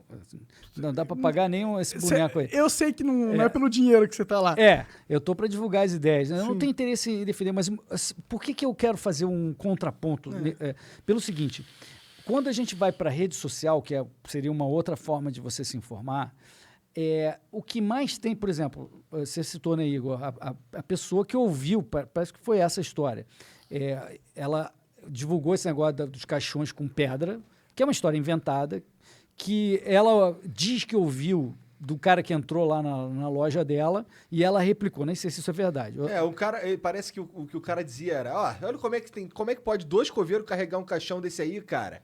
Porra, é muito... Tu acha que esses 2 caras conseguem carregar um caixão com a pessoa que dentro? é uma teoria, e aí vira uma matéria de rede social. Uma matéria no sentido de que a pessoa grava um vídeo e as outras repassam, uma opção de gente repassa.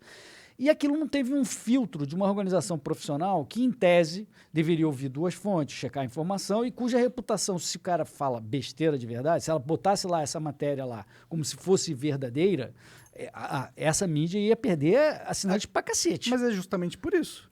Porque quando a mídia sai quando essa matéria, entre aspas, sai na rede social, ela não tem a credibilidade, pelo menos não deveria Mas ter. tem na cabeça de muita gente. Do leigo. Acaba tendo. Do leigo tem, né? Cara, Não, mas WhatsApp. mesmo a gente sabe. A gente já divulgou Ah, eu não. matéria sem checar. Você já divulgou. E falou, Eu sou bem divulguei cuidadoso disso. Não, mas pô, é que eu não não, divulgo muita não, matéria. mano. Eu não divulgo Eu me- matéria. eu me não tornei- faço Não, cuidadoso. não é matéria, é assim, informação que Ah, você sim, leu sim, já falei tanta lê merda aqui no texto, podcast. você divulga aquilo, olha só! Sim, E sim. aí, Mas a aquilo- gente sempre fala que a gente não é jornalista também. Não, é o famoso cover ass. mas ninguém na rede social é jornalista. Cover ass. Cover Não, ass. é que vem algumas pessoas aqui no Flow e acham que a gente tem que ter uma postura de jornalista. Ah, aqui, não, entendeu? claro, sem dúvida. Ou o que a gente fala, a gente pensou muito, ou tem todas as Tá fontes. certo. Não, a gente é dois cara Isso. gamer. O outro tem que ter a capacidade de julgar, tipo assim, ó, como ele não é jornalista, o Monark tem esse cabelo aí, então eu vou dar um fator de desconto de 40%. E a barba? sei lá. A barba dá mais quanto? A Fumando barba, vape. a barba dá uma caidinha, mas eu não queria ofender. Pior que eu tô pra trazer uma máquina de cortar cabelo pra ele aparar essa merda, Tem mas que eu comprar, esqueci. tem que comprar. É coronavírus, a culpa é essa. A minha mãe, por exemplo, eu dou um fator de desconto de 80, 90. Minha mãe adora fantasiar, inventar. Então, você tem que ter um pouco de um termômetro. Sim. E eu acho que, no caso da mídia, também tem que desconto. Mas comparado com a rede social, acho que o termômetrozinho da mídia tá melhor. Porque o cara se fala besteira mesmo, fato. Não estou falando opinião. Não, com certeza, mas o negócio é, primeiro, a gente tá pegando o exemplo mais tosco de conteúdo na mídia social também. Porque existem outros programas que têm a mesma... Então vamos falar do Átila, falando lá daqueles Não, mas lances lá. peraí, antes eu queria falar de um outro ponto que é o seguinte, que eu esqueci, eu acho, na real.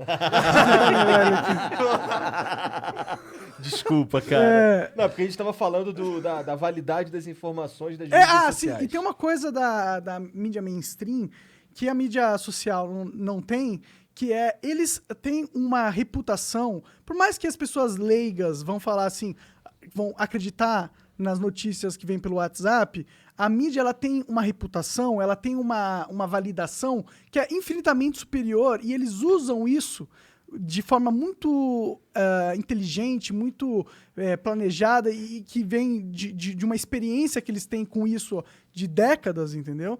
Que eu acho que eles têm um controle da narrativa que eu acho que eles não deveriam ter, justamente por causa da dinâmica do mercado que eles estão passando agora e porque eu não confio nesses caras, tá Entendi. ligado? Eu não confio. Veja, a mídia, para mim é muito fácil falar mal da mídia, inclusive porque 90% das redações sempre foram de esquerda, né, levando uma narrativa que é contra a minha própria ideologia.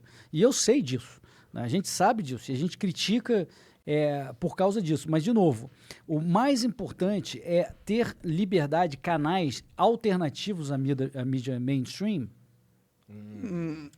que Não, mas as a gente pessoas fala que- possam usar e adotar porque elas acreditam naquilo. Sim, que é Entendeu? a revolução da internet. E que mesmo assim não é fácil. Por exemplo, quando eu divulguei... Mesmo assim, tem muita mídia alternativa, entre aspas, que é foda. Então- Tipo, quando eu vejo Catraca alguma- livre. quando eu vejo uma parada que tá escrito catraca livre, pô, isso Não. aqui é caô, pô. Então, eu ia citar o exemplo, por exemplo, no Facebook, quando eu botei a capa do paper que divulgou a eficácia in vitro da hidroxicloroquina, eles colocaram, a agência verificadora colocou fake news. Aí eu, agora, falando recentemente, eu não estou nem aí, que eu acho que o Facebook é privado, pode fazer o que quiser. Se eu quiser, eu não uso e eu acho que está tudo certo. É assim a minha atitude como liberal. Mas eu falei com uma amiga minha do Facebook, eu falei, olha isso aqui, cara, o que tem de fake news? Eu botei a capa do paper. Ah, não, porque aí está dizendo que este remédio funciona. Mas é o paper da Nature. Ele tá dizendo. É o paper da Nature que tá dizendo. Não sou eu que estou dizendo. O título é esse. É a Nature. Já ouviu falar da Nature? Exatamente. Já ouviu falar da Nature? Não, porque... E aí vira fake news, mesmo no Facebook, entendeu? E sei lá, talvez na mídia mainstream esse paper não saiu, por acaso, mas poderia ter saído sem isso. Uhum. E no Twitter, quando vieram com essa acusação maluca que eu falei antes, lá de contrabandista, não sei o quê, chamaram todos os amigos, né, para me atacar, e aí o Twitter chegou numa bela hora e falou assim, ó, ou você apaga esse tweet, tua conta está congelada, ou você apaga ou você não volta pro Twitter. Eu falei, tá bom, apaguei, pronto. Se é assim, né? Se a arma tá na minha cara... Exatamente, tá bom, apaguei. Alright, mas eu não tô vendo qual o problema o que tem nesse tweet, entendeu? E aí a gente entra numa discussão que eu acho que é muito interessante também, que é qual é o poder e qual que é o papel das mídias sociais e se elas também deveriam ser consideradas um patrimônio público. Eu acho que não. Quando começa a virar patrimônio público é porque alguém vai determinar, um burocrata. Entendi. Ele vai passar a ser o dono da opinião aceitável na comunidade. E se fosse um O que é negócio pior ainda. Muito respeitando pior. a Constituição, tá ligado? Tipo, por exemplo, lá nos Estados Unidos tem a primeira emenda, que é... Não é emenda, a primeira cláusula lá. É emenda mesmo. É emenda que eles falam? Uhum. Que é a liberdade de expressão. Por exemplo, existe um argumento muito forte lá fora, na comunidade gringa do Twitter, por exemplo, que pelo fato do Twitter ter chegado ao tamanho Twitter, Facebook, YouTube, que eles são meio que a praça pública hoje em dia, eles estão ocupando um espaço que não é mais privado. Eles estão gerenciando um espaço público. E, portanto, eles teriam que, dentro das regras deles, respeitar a liberdade de expressão. E isso vem deles não poderem censurar alguém que fala uma merda ou alguém que fala algo que eles não concordam, tá ligado? Eu acho que esse é um argumento estatista. Desculpa. Eu sei que a barba... Mas, assim, é mais uma forma de você centralizar a decisão em um cara que vai ter o poder de determinar o que as empresas privadas, ou até você, o que você vai fazer aqui. Porque você não está sendo equilibrado. Você está trazendo o Hélio aqui, você não trouxe o cara da esquerda. Não, a gente está tentando, eles não querem vir. Então, tudo bem. Mas e você aí, dá espaço para isso. Como que fica o poder da empresa que pode cercear a tua liberdade de expressão? Eu tô lá sem pagar porque eu quero. Entendeu? Eu não reclamo do Facebook. Eu acho que foi uma arbitrariedade maluca que fizeram comigo. Mas eu não pago para isso. Eu aceitei os termos e condições. E se acontecer algo com você que nem aconteceu com o Alex Jones? Sabe quem é Alex Jones? Sei, e que derrubaram as contas dele. Ele foi banido em todas as mídias sociais. Eles silenciaram o cara. Caparam a liberdade de expressão do cara. Assim, eu acho que se ele tem um ângulo, acontecer? eu acho que se ele tem nos Estados Unidos e no Brasil, você tem um ângulo de ir na justiça e dizer, olha, por que me cortaram aqui? Onde eu descumpri os termos de uso? Mas se a justiça determinar que ele realmente descumpriu os termos de uso, e se ele fazia... Eu sei que o caso dele... com certeza descumpriu. O caso dele é discurso de ódio. Eu acho errada. Eu estou 100% de acordo com você. Eu acho que discurso de ódio, que é o critério da lei americana, inclusive a emenda e a prática, eu acho que está errado. Deveria poder fazer discurso de ódio, porque quem determina o que é odioso? O que é discurso de ódio, né? Então, o que é discurso de ódio? Eu estou de acordo com você, mas, assim, eu acho que a sociedade determina o que passou do limite, né? De alguma forma, não sei qual é a forma de mediar isso, mas sem dúvida vai passar por um sistema de dirimissão de conflitos, na justiça, de alguma forma, que vai dizer, cara, aqui tu passou total dos limites, né? E no caso do Alex Jones, me parece que ele testou esses limites. E eu acho, e no meu mundo eu não tiraria, e eu daria o direito a ele a falar, porque eu não acredito que discurso de ódio é suficiente para tapar a opinião da pessoa. Para mim, só deveria ser censurado, realmente, uma ameaça iminente e clara. Isso deveria ser censurado. Agora, você vai ter respostas. Se você faz um discurso de ódio contra uma pessoa, você vai tomar também, de volta. E é normal que tome. Mano, cara, quantas vezes já me ameaçaram de morte, me xingaram, não sei o quê, não sei o quê. Eu vou pedir para um papai Estado me proteger de coisas que são só estresses desnecessários. Eu posso só não ler. Assim, de novo, eu tô com você, eu não acho que o discurso de ódio seja, mas, ao mesmo tempo, eu acho que as companhias têm o direito de falar assim, cara, você é um tipo de cara que eu não quero ter aqui, cara. Sabe? Você está desagregando, eu não quero ter aqui. Eu não gosto disso, cara, porque quando eles têm um papel tão forte na mídia, em decidir o que vai pro ar para as pessoas verem, e eles podem ter essa censura. Mas ele não tem monopólio, entende? Mas eles têm, né, cara? Não tem, não. Eles tem decidiram social anular pra cacete. cara. Não, no caso dele Tá é um ligado? caso extremo, sem Tipo, dúvida. eles não têm monopólio a partir do momento que você não é uma ameaça grave o suficiente. A partir do momento que você é uma ameaça grave o suficiente para os interesses dele, eles têm o poder de monopólio. Eles conversam, será que eles poderiam fazer isso? É aquela questão. A gente fica todo puto com Mas quando o governo, deixa- o Estado infringe as nossas liberdades individuais, mas as empresas elas também são capazes disso. Não, mas eu acho que dentro por exemplo, lá na minha casa, vamos lá, vou chamar vocês lá para um jantar lá em casa. E vocês também falam, não, acho que você é filha da mãe, não sei o que é. Não gosto de você, você é um ladrão, filha da puta. Aqui não. Roubou o Instituto Mises. Aqui não, entendeu? Tchau, pode sair. Não vou topar. E eu acho que, independente do seu tamanho, a não ser que você tenha um monopólio por lei, aí é diferente. Porque se você tem um monopólio por lei, só eu posso fazer rede social com foto. Aí eu mudo completamente de opinião. Mas se alguém pode fazer um troço igual do lado, entendeu? O que vai acontecer normalmente? É assim, tem arbitrariedade aqui, vamos pro outro. Ninguém quer estar num lugar onde você pode ser o próximo, entendeu? Esse é o ponto. Claro. Então, eu imagino que o Alex esteja falando em algum lugar. Tem o site dele, né? Então os provedores ainda não entraram na conspiração. Mas poderiam. Bom. Né? E aí, o que acontece? Né? Não, eu sei, mas assim, ele tem o espaço dele. Sim. Ele tem... Eu acho que eu concordo. Eu também acho que a gente tem que dar liberdade para as empresas tomarem decisões que são da propriedade privada deles mesmo. Isso. Né? Eu concordo com esse ponto. Mas aquela questão do monopólio é o que pesa. Pode ser não um monopólio por lei mas aí é que tão claro essa diferença assim é também. fundamental. Essa diferença é fundamental. Porque, assim, você poderia dizer há 10 anos atrás que 8, que o Facebook tinha monopólio. Não durou nem 10 minutos, né, cara? Twitter, Instagram... Instagram é do Facebook. Tá bom, mas... WhatsApp é do Facebook. Tá, ok, mas você pode ser bloqueado num sem ser no outro, porque a Sim, governança é independente. Sim. Você tem que fazer cagada nos termos aqui e ir lá, senão você só é bloqueado aqui. Porque se fosse essa sacanagem, ele podia fazer qualquer coisa. Não é bem assim, ele tem que cumprir as regras. E você pode ir na justiça se você falar, não, ele me removeu sem cumprir as próprias regras dele. Aí tu ganha. Entendi. Você volta. Claro. Então, cara, tipo, você topou? Você pagou alguma coisa? Não. Você tá usando porque quer? Sim. Então, porra, topa a regra aí. Entendeu? Assim, eu só não gosto de um cara poder me destruir só porque ele não foi com a minha cara. Isso eu tô de 100% de acordo contigo. Eu 100% de acordo contigo. E eles têm isso, a esquerda tem esse negócio do discurso de ódio, que é um loophole, mecanismo, né? Loophole.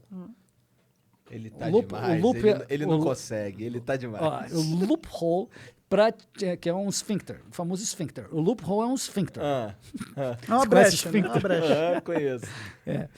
Então, uma brecha para te ferrar. Faz sentido.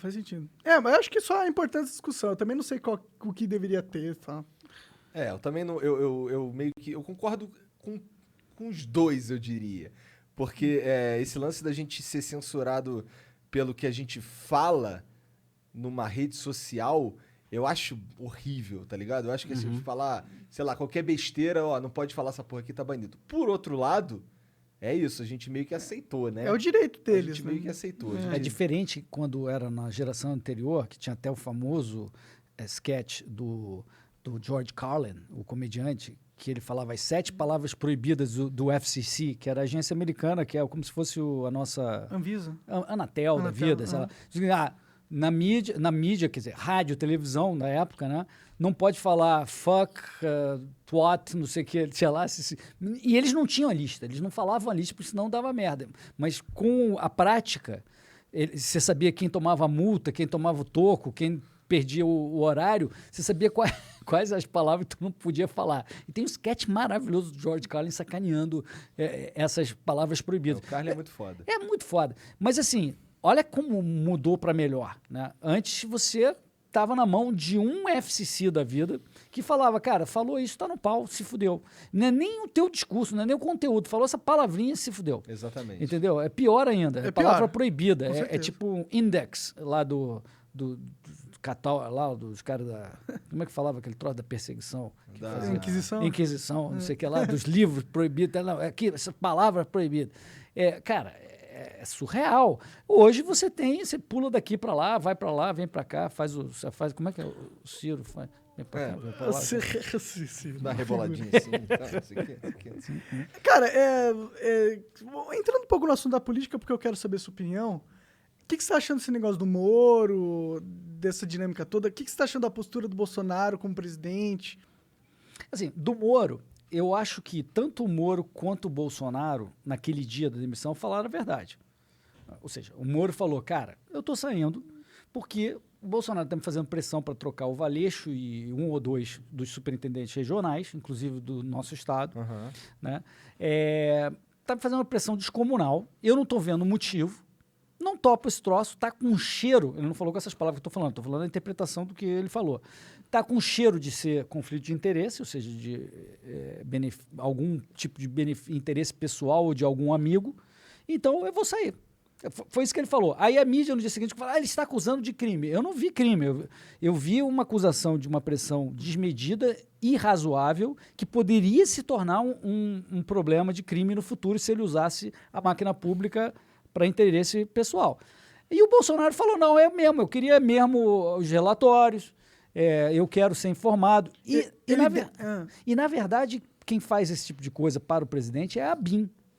A Polícia Federal não é um órgão de inteligência para o presidente. A Polícia Federal é um órgão que deveria ser um órgão de Estado, autônomo. Então o presidente meio que falou, eu queria um trocinho aqui a mais mesmo, entendeu?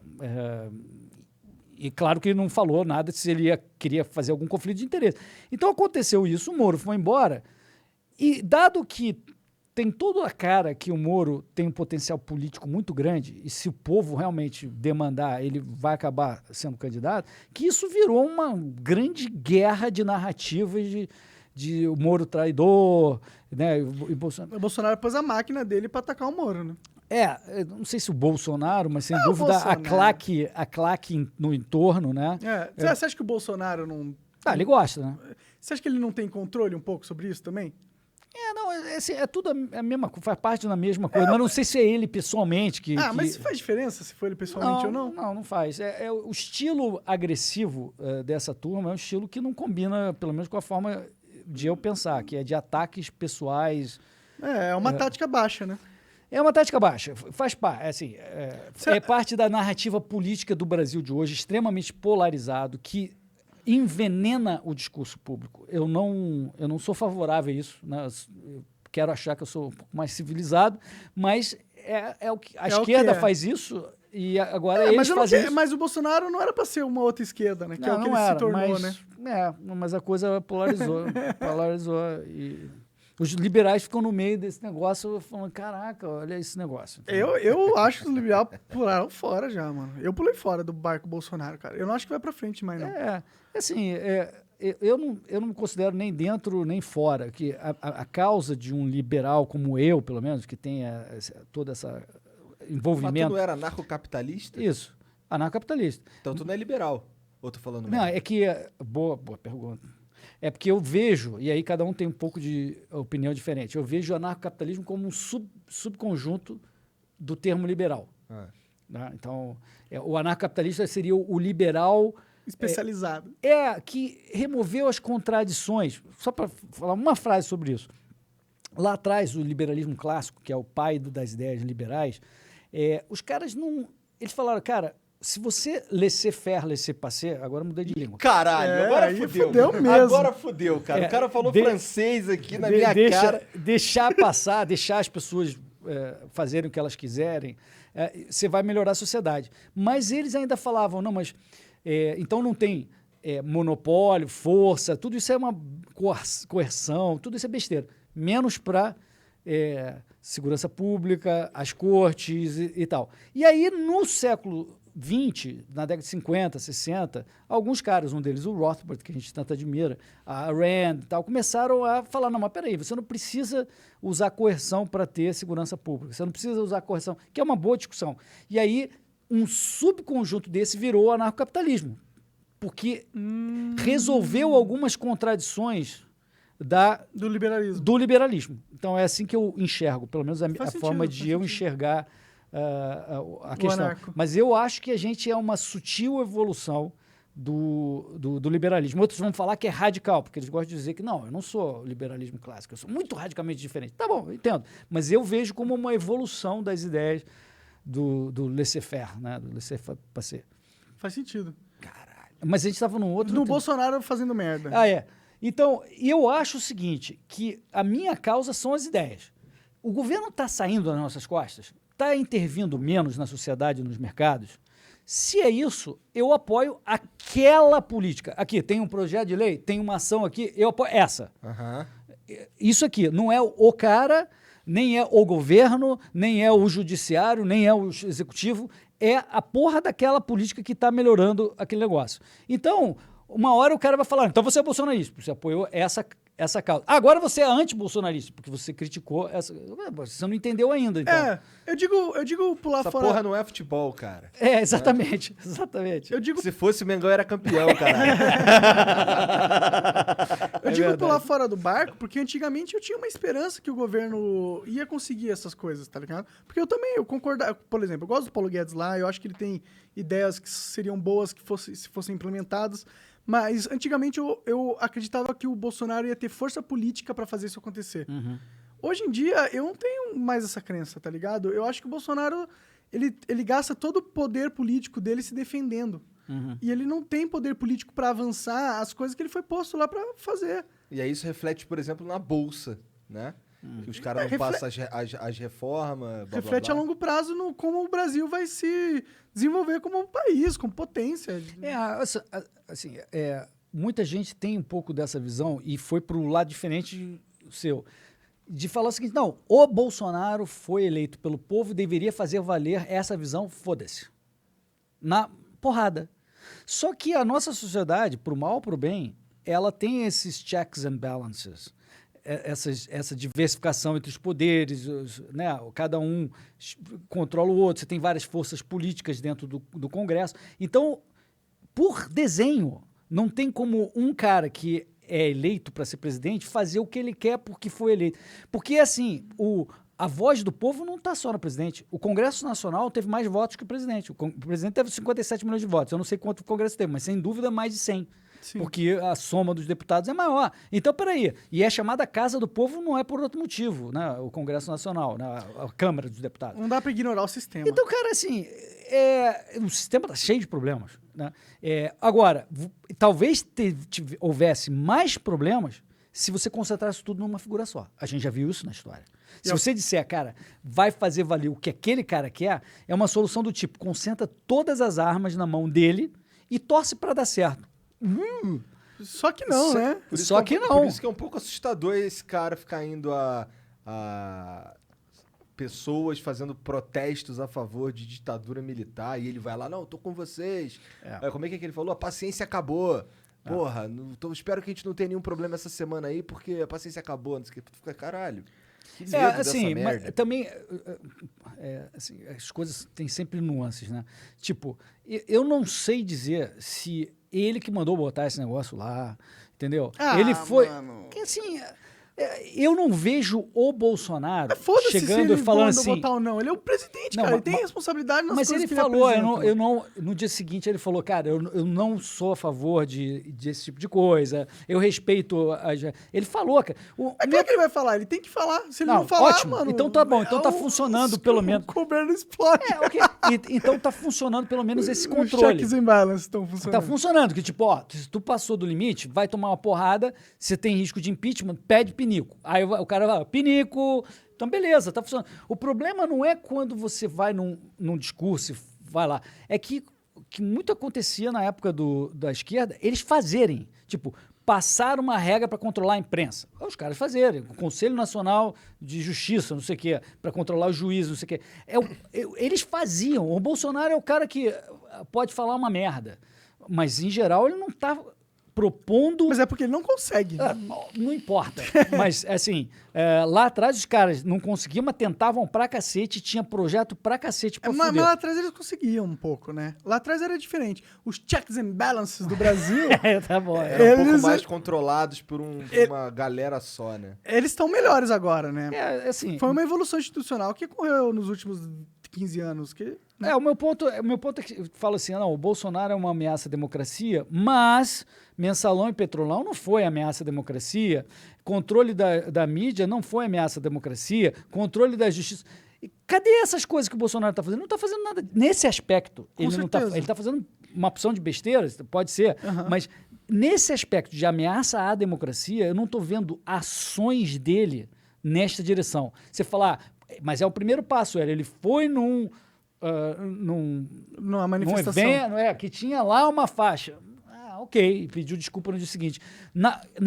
Eu critiquei, e na próxima, se fizer mais, a gente tem que criticar mais. Eu vou ser o primeiro a criticar. Mas o meu ponto é que, cara, os outros caras faziam a rodo. Claro, mas o centro da questão, na verdade, é que eu queria que o Bolsonaro fosse... Ele prometeu ser diferente. Fosse um cara que fizesse uma revolução. Porque a gente tá precisando de uma revolução no sistema, não tá? As coisas do jeito que estão indo são burras demais. Mas aí você quer botar muito poder para ele fazer a revolução que você quer. Não, tudo bem. E depois vai dar merda. Mas o ponto, na verdade, é que a gente precisava de um líder que conseguisse trabalhar dentro do sistema para fazer essa revolução. O Bolsonaro não é esse tipo de líder. Eu tinha essa esperança que ele fosse, talvez, um líder que conseguisse fazer isso. Esse é um bom ponto. Mas o Bolsonaro é um tipo de líder, que é aquilo que você falou, que ele vai pra agressividade, ele vai pro pau. A dinâmica dele, qual é a estratégia dele agora? Que ele tá acuado? Ele tá acuado? Todas as armas políticas miradas para ele. Eu acho que a estratégia vai ser justamente essa, de investir nesse capital político que ele tem com o povo, que quer que ele faça a visão à força, e vai ir nessa direção. Só que aí a gente vai entrar no caos político, porque o checks and balances eles vão entrar com mais força cada vez mais. E aí o Bolsonaro vai entrar nessa briga de gato e rato com o sistema. E eu acho que isso é totalmente capaz de dar uma merda muito grande e ele tem aparentemente ele tem uma vontade, não sei, ele tenta defender aqueles filhos dele lá que todo mundo sabe que é ladrão de um jeito que, porra, é bizarro, cara. A gente supõe, por exemplo, que tudo isso que ele tá fazendo aí de mudança na PF, não sei aonde aí, pra defender o Flávio. A gente não sabe. Não, a gente não sabe, supostamente. Eu acho que a maioria das pessoas acredita que houve rachadinha. Acho que não tem dúvida, isso aí é crime. Eu também acredito que as evidências são de que houve rachadinha, e rachadinha é crime. Talvez não seja um Petrolão nem um Mensalão, mas... o crime que ele conseguia cometer na época, né? Talvez. E eu acho que sim, o Bolsonaro, não sei se ele quer proteger do crime ou proteger das consequências políticas de um inquérito, cartas, né? e tal, porque... No passado ele já demonstrou, eu acredito genuíno, que ele falou assim, cara, se tu fez merda, tu vai pagar, entendeu? Mas talvez ele esteja achando que vai contaminar toda essa coisa de inquérito e não sei o quê, todo dia no jornal, Bolsonaro. Mas, cara, foda-se, cara. Também acho. Eu faria igual. Eu falaria, cara, vai em frente o inquérito, é meu filho, mas vai ter que pagar e vambora. Talvez essa fosse a solução. Mas será que é o filho dele só? Será que não deve ser só o filho. O Bolsonaro ele tem uma máquina política. Ele Sim. tá há 30 anos. Ele tem E o que envolve uma máquina pode política? Pode ser. Muitas E se ele recebeu um rebate da rachadinha, aí é impeachment. Aí fudeu. Aí é impeachment. E é claro, e a probabilidade disso acontecer é grande. Né? Pode ser, sei lá. Mas assim, é tanta coisa que... Meu ponto Mas não sei, eu tô falando aqui sobre suposições. Mas isso é um ponto fraco do Bolsonaro, não é? E como que ele vai entrar no sistema, fazer uma mudança radical que vai pisar no calo de um monte de gente que tá lá dentro. E ele tá fudido. Sendo que os caras têm essa carta branca na mão deles na hora. Você vai pisar no meu calo? Pum, impeachment porque você é corrupto e porque não sei o quê. É por isso que um anarcocapitalista acha que todo esse poder na mão dos três poderes, né, ainda é ruim. Que, na verdade, esse poder teria que estar descentralizado na sociedade. É como se um marciano chegasse aqui e falasse assim, cara, me conta aí como é que vocês fazem para resolver o problema, né, de quando dá briga entre as pessoas e, sei lá, se tem pobrezinho que tem que ser atendido. Como é que vocês resolvem? Eu explico. Alienígena. É o seguinte, a gente fez o sistema que é o seguinte, a gente dá todas as armas e poderes para uns caras, a cada 4 anos você aperta um botão. E aí aqueles 3 lá... Não, simplificadamente, aqueles 3 lá vão resolver o que eles quiserem. O alienígena fala, mas peraí, mas eles são marcianos que nem eu, que são sempre bonzinhos? Não, são um de nós. A gente escolhe entre nós mesmo. Mas se escolhe um de vocês e se vocês têm mal e bem entre vocês, e principalmente se tem todo o poder na mão dele, ele tem mais tendência a usar isso de interesse próprio, né? Por que você espera não usar? Tela azul do Windows. Aí, ó, o Windows. Olha a cara dele. Hoje ainda não deu, né? A tela azul do Windows. Hoje deu Restream Bug, estamos só na Twitch, inclusive. Então, eles têm um incentivo de eles chegarem a um equilíbrio comum entre eles, uma espécie de simbiose, onde eles parasitam o povo, porque eles têm todo esse poder de parasitizar. Essa solução é uma solução idiota, na minha vida. Mas, sem dúvida, se fosse um só, seria pior. Claro. Seria pior, porque aí ele não teria o equilíbrio entre eles. Né? E o anarcocapitalista, só para completar, o anarcocapitalista vai dizer, cara, esse poder tem que estar muito mais distribuído na sociedade e a estrutura de governança dela tem que emergir a partir desse poder mais individualizado. Na verdade, você deveria ter 210 milhões de poderes. E esses 210 milhões de poderes vão fazer emergir uma estrutura de governança, não é governo, uma governança que vai estabelecer regras, estabelecer ordem, e essa governança, por ser muito mais robusta, como a internet, descentralizada, ela tem maior poder de reagir aos anseios do povo. A gente passa tanto tempo para falar desta merda, porque eles têm poder para caralho, durante esses 4 anos, eles fazem poder. Se essa merda fizesse diferença, eles não deixariam ter esse botão. Se esse botão fizesse diferença do voto lá, na urna, não existiria esse botão, claro. Isso é só uma forma de rodízio de um sistema onde esses caras têm o poder. Só que você tem o direito a entrar. E todo mundo quer tentar entrar, especialmente os caras que gostam de poder para usar para o mal, porque tem todo esse poder. Então o sistema, no mundo inteiro, não só no Brasil, que é cheio de defeitos. E que o Churchill falaria, não, mas é o menos pior dos sistemas, né? Mas, cara, desculpa, mas tem muito a melhorar, mesmo dentro desse arcabouço, se você falasse, ó, tudo isso aqui, desses 100 coisas que você pode fazer, eu vou retirar 98 e vou devolver para o povo, e você só vai poder fazer 2. Eu gostaria que devolvesse os 100. Mas se você já fizer isso, você já melhorou o sistema pra caramba dentro do desenho da própria lógica maluca do simbiose parasitária. Sim. Entendeu? Mas, infelizmente... Cara, a gente fala direto aqui que a gente tinha que ter cada estado pelo menos ser um país e o ideal seria cada cidade ser um país. Perfeito. Eu acho até que cada pessoa poderia ser soberana. Eu só não consigo imaginar como isso funcionaria. Eu te digo um exemplo, é só um exemplo que ninguém sabe qual é, eu não estou propondo um sistema, mas um exemplo. Hoje, você nasce numa senzala jurisdicional, dentro das linhas que você chama de Brasil, essa senzala que você nasceu e por isso você está obrigado a pagar esses impostos e tal. Você poderia ter nascido em outra senzala. E aí, as diversas senzalas do mundo, elas têm um acordo, tipo assim, se você vai visitar como turista uma outra senzala, você vai para Disney, se o Paulo Guedes deixar, né, porque agora com esse dólar não tem Disney para vocês. Não mesmo. Então, aí você passa a ser uma jurisdiçãozinha lá, porque você não é um cidadão americano, você não vai estar sujeito àquelas regras, você tem certas regras que protegem pela regra da tua senzala, negociadas com aquela jurisdição. Então, é como se você tivesse uma capa invisível em torno de você, falando Senzala Brasil, entendeu? Indivíduo, cidadão da Senzala Brasil. E aí, dependendo do que acontecer, vai ter que ter uma arbitragem internacional que pode ter... Quem que é o dono desse cara aqui? Quem que é o dono? Você saiu na porrada com um cara lá na Disney, na fila, que você não aguentou, deu um soco no cara. E aí tem... Não, peraí, pelo nosso acordo você pode extraditar ou não pode extraditar, você tem que dar o advogado para ele, não pode dar... E aí, quer dizer, isso já existe. As embaixadas em Brasília também tem esse campo invisível. Se você olhar bem, você vai ver.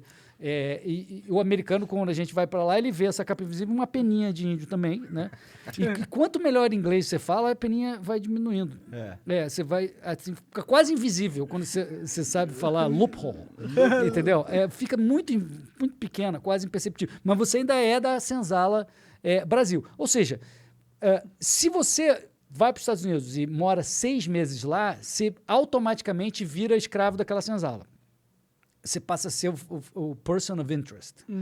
Né? Você vira cidadão fiscal porque você passou mais do que 6 meses naquela senzala estatal. E aí, então, meu ponto é, você poderia estar aqui no Brasil e ter sua casa sem fazer parte dessa senzala. Só isso. E você é de outra senzala, uma senzala que você conseguiu obter a jurisdição dessa senzala de alguma forma. Aí você nasceria numa senzala ou você nasceria livre de senzalas?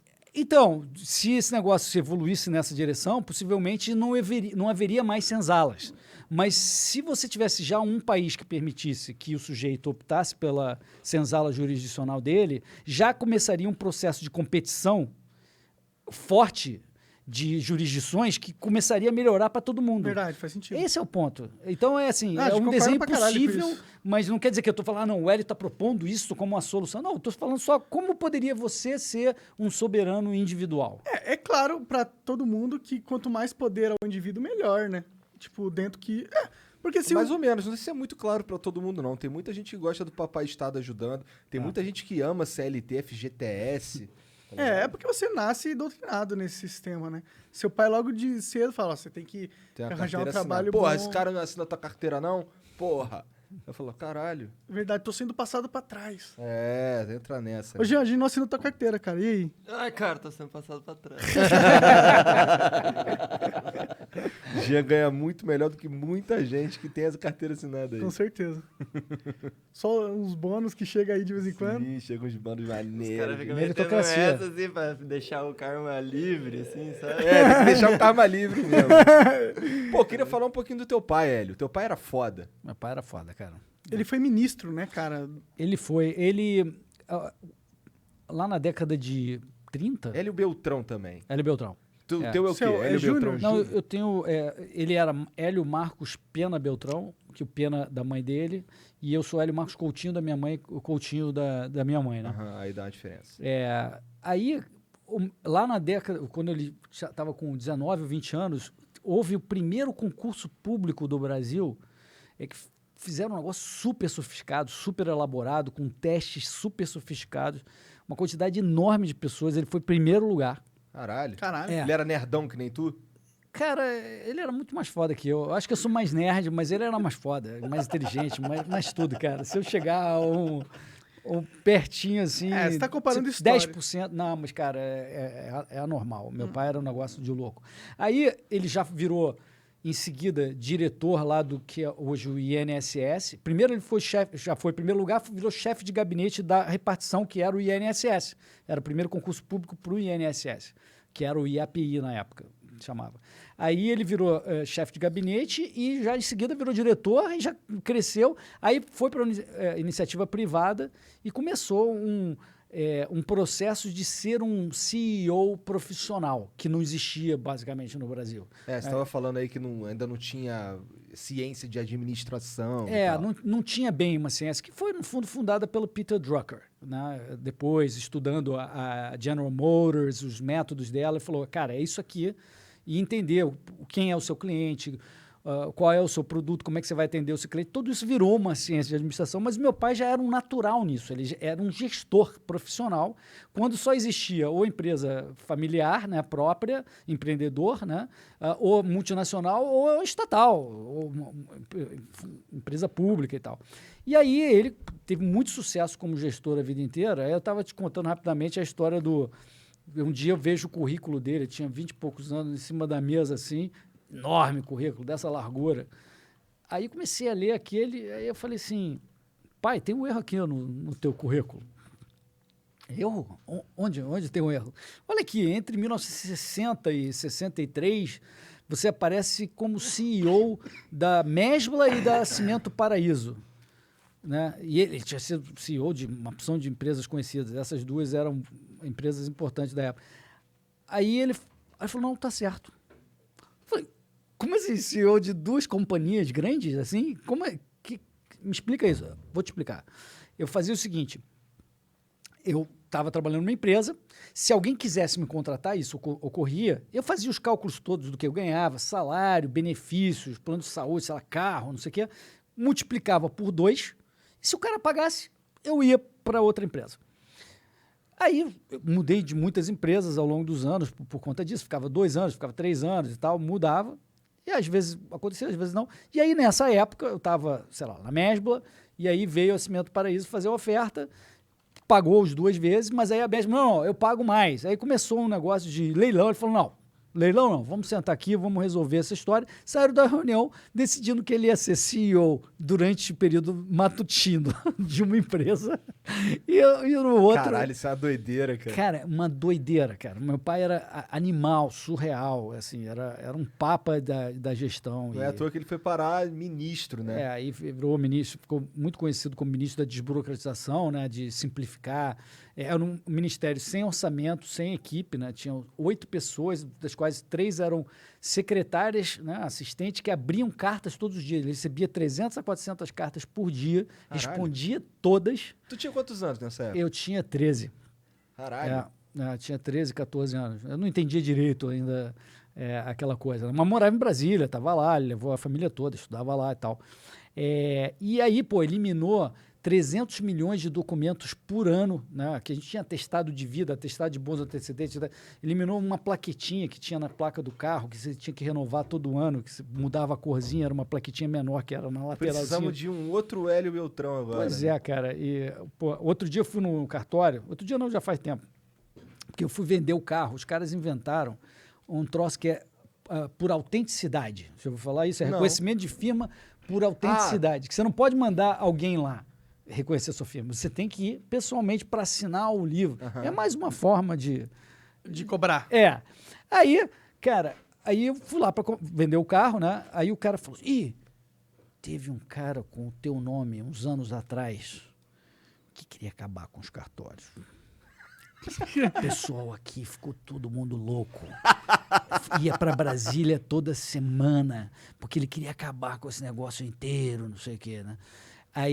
Aí eu já não tava, a história estava ficando assim, eu fiquei quieto, porque ele estava... Aí ele falou, você está vendo esse selinho aí que você está levando nos documentos? Eu falei, sim. Vende por R$25 aqui na 25 de março, em São Paulo, não sei o quê. Eu falei, caramba, falsificam? Ele falou, não, é esse selinho, tipo assim, sai da mesma gráfica, sei lá. Eles vendem a cartela, e a cada selinho R$25. Eu falei, aí eu já não queria falar mais nada. Mas aí ele continuou, ele falou assim, e você sabe a outra coisa? Eu vou te contar. Eu falei, por favor, conte. Aí ele falou, nós estamos sem tabelião há 6 anos. Agora eu vou explicar o que significa isso. Na mentalidade desses estatistas todos, o tabelião é o cara que é ungido por Deus para dizer que você, Igor, é você mesmo, que você, Monarca, é você mesmo. E ele que pode dizer que você é você mesmo. Só ele pode dizer. Eu não posso dizer que eu sou eu. Não, você precisa ser verificado lá naquele lugar. E é o tabelião o cara que é o ungido. Aqueles outros são funcionários que trabalham para ele, mas é o tabelião que dá lastro ao fato de que você é você. Tá? Então, se não tem tabelião, tudo o que aconteceu de todos esses selos, na ótica deles, né, nos últimos 6 anos, é tudo inválido, é sem lastro, é tudo...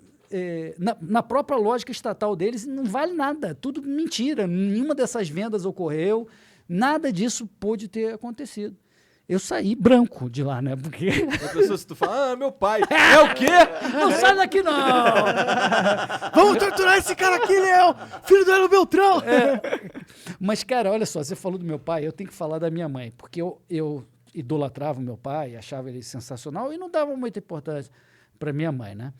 E a minha mãe já tinha escrito, nessa época que eu descobri, eu vou contar a história, já tinha escrito uns 10 livros. Ela é arqueóloga. Caralho, que foda. Fudida. Que foda. A Indiana Jones do Brasil, é conhecida aí. Ela é muito foda. Como é o nome da tua mãe? Maria Beltrão. Aí, ela chefiava o departamento de arqueologia do Museu Nacional, ela é diretora, mas tem 3 sítios arqueológicos no Brasil, fez descobertas inacreditáveis. E aí eu estava estudando nos Estados Unidos, e ela falou, estou indo numa exposição aí. Eu falei, vem, mãe, fica aqui comigo e tal. Ela foi me visitar e eu descobri que a exposição era dela, ela que estava fazendo a exposição. Caralho, peraí. A tua mãe era foda pra caralho e tu não sabia, é isso? Isso. Caralho. Tu não sabe disso, não, cara, tô falando sério. Não, tô falando, cara, porque eu não entendia nada. Eu sabia, eu via ela na mídia, mas meu pai aparecia mais, né? Então eu olhava, era o meu pai que era o ídolo. O centro assim. das atenções. E a minha mãe tinha um jeito, ela sempre teve um jeito de cientista louca. Então, aquilo para mim parecia, sabe, um negócio como se fosse o Didier Raoult, assim, você olha, aquele, né? Aí você, porra, aí a minha mãe é super bonita, super chique, mas o jeito dela era o jeito de uma cientista, né? Com aquele chapéuzinho de Indiana Jones, com aqueles livros que eu abria, só tinha termoluminescência do carbono 14, do Caralho. número pra cacete. Eu era engenheiro, não conseguia entender. Falava, não entendo porra nenhuma. Aí, cara, a exposição era a exposição dela no World Trade Center. Cara, fomos lá, chegamos no World Trade Center, lotado, mídia pra cacete. Porra, a exposição dela eram todas as pinturas rupestres que ela descobriu na Bahia de 10, 15, 20 mil anos, todas expostas em panos, nas paredes. Gente peludão. Eu falei, caraca, a minha mãe é foda. E aí eu fui ver o livro dela, o último que ela tinha lançado, o prefácio do Lévi-Strauss, que é o maior antropólogo do mundo. Eu falei, cara, ferrou. Agora minha mãe tá no meu... Ela fez o prefácio desse antropólogo aí. Não, É o contrário. ele que fez O prefácio. Lévi-Strauss fez o prefácio do livro dela. Caralho! Tua mãe é foda mesmo. Além de tudo, ela é Legion d'Honneur. Eu não sei que porra É Legião da Honra, como se fosse o Sir da Inglaterra, do Reino Unido. Ela é isso é a maior honraria para estrangeiros que se dá na França. Caralho. Porque ela estudou na França e... O currículo dela é uma biblioteca. Não, é inacreditável. E ela já escreveu, sei lá, 18 livros, sei lá quantos livros. Que incrível. Ela escreveu, é inacreditável. Maria Nossa, Beltrão. tua mãe é foda. Maria Beltrão, animal. Caralho. Mas, Hélio, muito obrigado pelo papo, cara. Foi Obrigado muito vocês. foda, cara. De verdade, de verdade. O mais legal é que eu me senti à vontade pra caralho, entendeu? Carioca Não se entendem, É, flamenguistas. não precisei te chamar de doutor, nem porra nenhuma. O cara falou inglês pra caralho, falou francês, falou a porra toda. Mano. E, cara, vamos ver aqui se tem alguma mensagem aí dos moleques aí. Eu vou mandar Os já, beats. vou mandar já o beatzinho. Então ele vai mandar aqui umas paradas pra gente. Deve ter alguma coisa ou outra pra tu comentar aqui Tá também. bom, beleza. Tá? Vambora. Obrigado aí, galera. Gostei muito também. Que bom, cara. Pô, que muito bom, legal. fico feliz, mano. Vamos repetir se você quiser aí. Vamos. Ó, eu mandei aí, mas queria deixar já um recado pra galera que esse flow, por causa de um bug do Restream, o Restream ficava desligando e ligando lives novas no YouTube. Então a gente matou o YouTube hoje e o flow de hoje vamos upar como estreia às 8 da noite. É isso que vai Esse flow acontecer. que tá rolando nesse exato momento, se você gosta Estreia de no assistir pelo YouTube. YouTube, 8 da noite, Tá. hoje mesmo. É isso. Então vamos lá. O Matheus Sed, 750, mandou. Opa, tudo bom, pessoal do Flow? Então vocês poderiam chamar o Elba, do Fazendo Nerdice. Ele é amigo do Diário Planinal. Tamo vocês. Ô, Matheus, manda lá no Discord do Flow. Que aí- Links, contatos. lá aí na um Twitch resumo é breve. exclamação Discord. Né? Aí tu manda lá a tua sugestão, resumo breve, o contato do cara que você tiver, ou o canal dele, ou qualquer coisa do tipo, beleza? Bom, o José Flores88 mandou 100 bits. E aí, Monark, manda um salve pros anões da panelinha do Bananal. Porra, essa. Fizeram um vídeo pornô fake meu, que viralizou na internet. E aí o cara era dessa panelinha do Bananal, ele ficava comendo a mina, falando, fala panelinha do Bananal. Caralho. Deu mó... Quer dizer, não deu rolo nenhum, mas mó merda isso aí ter viralizado. né? Ele Caraca. ficava comendo a mina, entre aspas, que essa mina, entre aspas, era a mulher do Venom. Nossa, É, que o deprê. título era a mulher do melhor, um Sendo amigo que o meu Venom é pra o caralho. melhor amigo do cara. Nossa, que sacanagem do caralho. Foda. E assim, eu não vi, mas segundo o Monark, o cara foi falar pra ele que tava mesmo imitando o Monark, né? O cara que fez esse vídeo me mandou um e-mail, falou, cara, vi que tá dando confusão, eu tava imitando vocês, e você mesmo, que era uma aposta com o nosso grupo, panelinha do Bananal. Se fosse a rede social do Monark, ele vetaria esse vídeo. Tá vendo? Eu ia pedir pra trocar o título, né? Porque não sou eu. Tá. Ó, o Rodrigo Arve mandou 100 bits. Boa noite, manos. Queria saber como tá a família e os amigos de vocês. Tá tudo bem? Aqui em Belém o negócio tá ficando muito ruim. Em casa as coisas vão bem. Espero que todos estejam bem. Grande abraço e o Bolsonaro acabou. Valeu, Rodrigão. Obrigado aí. Tá tudo bem, cara. Eu acho que nós vamos sobreviver. Também acho. O Lucas Perico07 mandou, chama o baiano pro Flow. Mandou 200 bits. Tá, beleza. Ok. Mesma coisa, mesma mensagem. Ó, o Celbrum mandou 300 bits. Salve, Monark e Igor. Acredito que o Pentágono... Oi? Acredito que o Pentágono só está soltando essas imagens para preparar as pessoas do mundo para anunciar a existência de extraterrestres. Capa. Caraca, tá falando do assunto do extra. O cara foi longe aqui. PS, tô Cara, apoiando... cheirou Monopólio. nióbio e grafeno pra caralho de manhã, né? É. Tu viu? Mas tu viu que o Pentágono soltou umas imagens de uns OVNIs? Não. É. Ah, não pode. Sério? Eles meio que admitiram, não, é OVNI mesmo essa porra, a gente sabe que porra é essa não. Ah, bom, a definição de OVNI é não identificar. É, Não quer dizer é. que seja um... Não tem um- necessariamente. Não quer dizer que seja realmente. Oh, no. Não estamos nesse nível ainda. Bom, o Cel Brum mandou 100 bits. Faz a seda mais natural possível que eu vou usar religiosamente. A gente tem um monte de maconheiro que assiste. Ó, a seda ela vai se aprimorando com o tempo, tá? Porque a gente tá começando, a gente não tem... Né? A gente tá com dificuldade de fornecedor também por causa do coronavírus, Covid-19. mas vai rolar. Mas é real, já vender seda mesmo. Caraca. O Luquinhas Cornudo mandou aqui, ó. Beltrão é foda, mas prefiro Chioca. Tô por fora. São os caras que eu tava falando. É? É. Entendi. Tá. O Rodrigo Arvi mandou 100 bits. Janzão, sou advogado trabalhista, mano. Bora correr atrás dessa assinatura na tua carteira? Não cai nesse papo burguês safado do Igor e do Monark. Vai ser lindo esses meus 30% de honorários. Grande abraço. Se Ele tá cuidem, falando... parabéns pro Flow. é de mentira, ele tá falando sério. Mas aí que tá. Ô, Jean, tu quer ser carteira assinada? Cara, eu não quero, porque eu tenho a senha de todos os canais. Você acha que eu vou fazer um Pois Quero é, ter nesse registro. sentido Ó, aí mas se é a gente foda. fosse- Fora. Tu deu a porra da dica. Cara, você perguntou, cara. Fazer o meu pé de meia. Assim. Sabe o que ia acontecer se a gente fosse obrigado a dar carteira assinada pro Jean ou pra alguém que estivesse trabalhando com a gente? Ele ganhar, sei lá, 40% menos. Só isso que a gente ia fazer. Ia cortar o salário do cara pra pagar os encargos trabalhistas. Prefiro dinheiro no meu bolso do que no bolso do sei lá de quem aí. Total. Na cueca, Vocês na vocês mala. estão mais anarcocapitalista que o Cogos. Não, cara. a gente é bastante. A gente, assim, eu já era. Eu não digo que eu sou anarcocapitalista, porque, assim, a galera fala, você não devia falar isso, mas eu falo. Que eu não estudei o suficiente, vai. Sim. E, assim, eu tenho Não algumas é teu foco. convicções e tal, que assim, que quando eu fui descobrir esse termo, eu pensava... Foi a primeira vez que eu vi o Rafael, inclusive. Ele soltou um Craque. vídeo num canal de um amigo meu, do David Jones, no Gameplay RJ, que é um canal de videogame, mas aí ele acabou soltando os vídeos lá. E aí eu vi, caralho, isso que eu penso tem um nome, tá ligado? Mas assim, eu acho, mas assim, tem um monte de coisa que eu fico com o pé atrás também, mas... Não. Mas é mais ou menos a mesma linha mesmo. Mas você tem é razão. legal que você entrou pelo Rafael, que é um craque, cara. O Rafael é maravilhoso, um cara espetacular. Eu gosto do Rafael também, gente boa demais. Você tem que mandar o fone dele aí. Verdade. Ele participou com a- Mandar pro Rolandinho também. Ele participou aqui do Flow essa última vez pela internet. Ah, legal. Não é tão legal assim. É, a gente prefere pessoalmente. a gente prefere assim é pessoalmente, muito claro. melhor. Nossa, não tem nem Não tem comparação. nem comparação. Sem dúvida. Você, Igão. Tá. Dragon Slayer.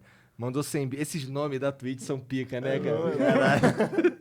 Salve, Monark Igor. Pergunta a opinião do Beltrão sobre o estudo do Samidana e os caras da Easy Invest. Segundo ele, já passamos do pico da epidemia. Verdade, você até me mandou no WhatsApp isso tudo. Eu vi essa parada do Eu Samidana. não estudei muito, eu não estudei o modelo do Sami, do grupo dele, né? Eu li o paper original, uma redação original do sócio que realmente, eu entendo que seja sócio deles lá, que fez o modelo, que carregou o piano.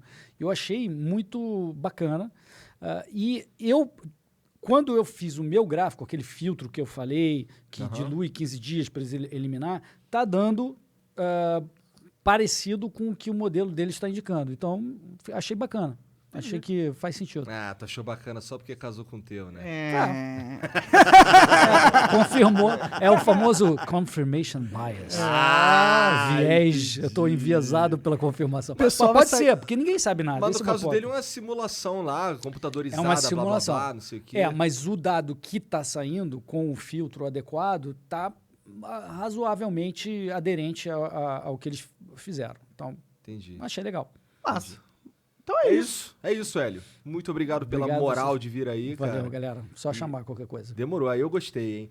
Um beijo aí pra todo mundo da Twitch, vai pro YouTube já. Um beijo pros nossos patrocinadores, Exit Lag, Smirna, Edifier e os caras aí da pessoa física aí do Apoia.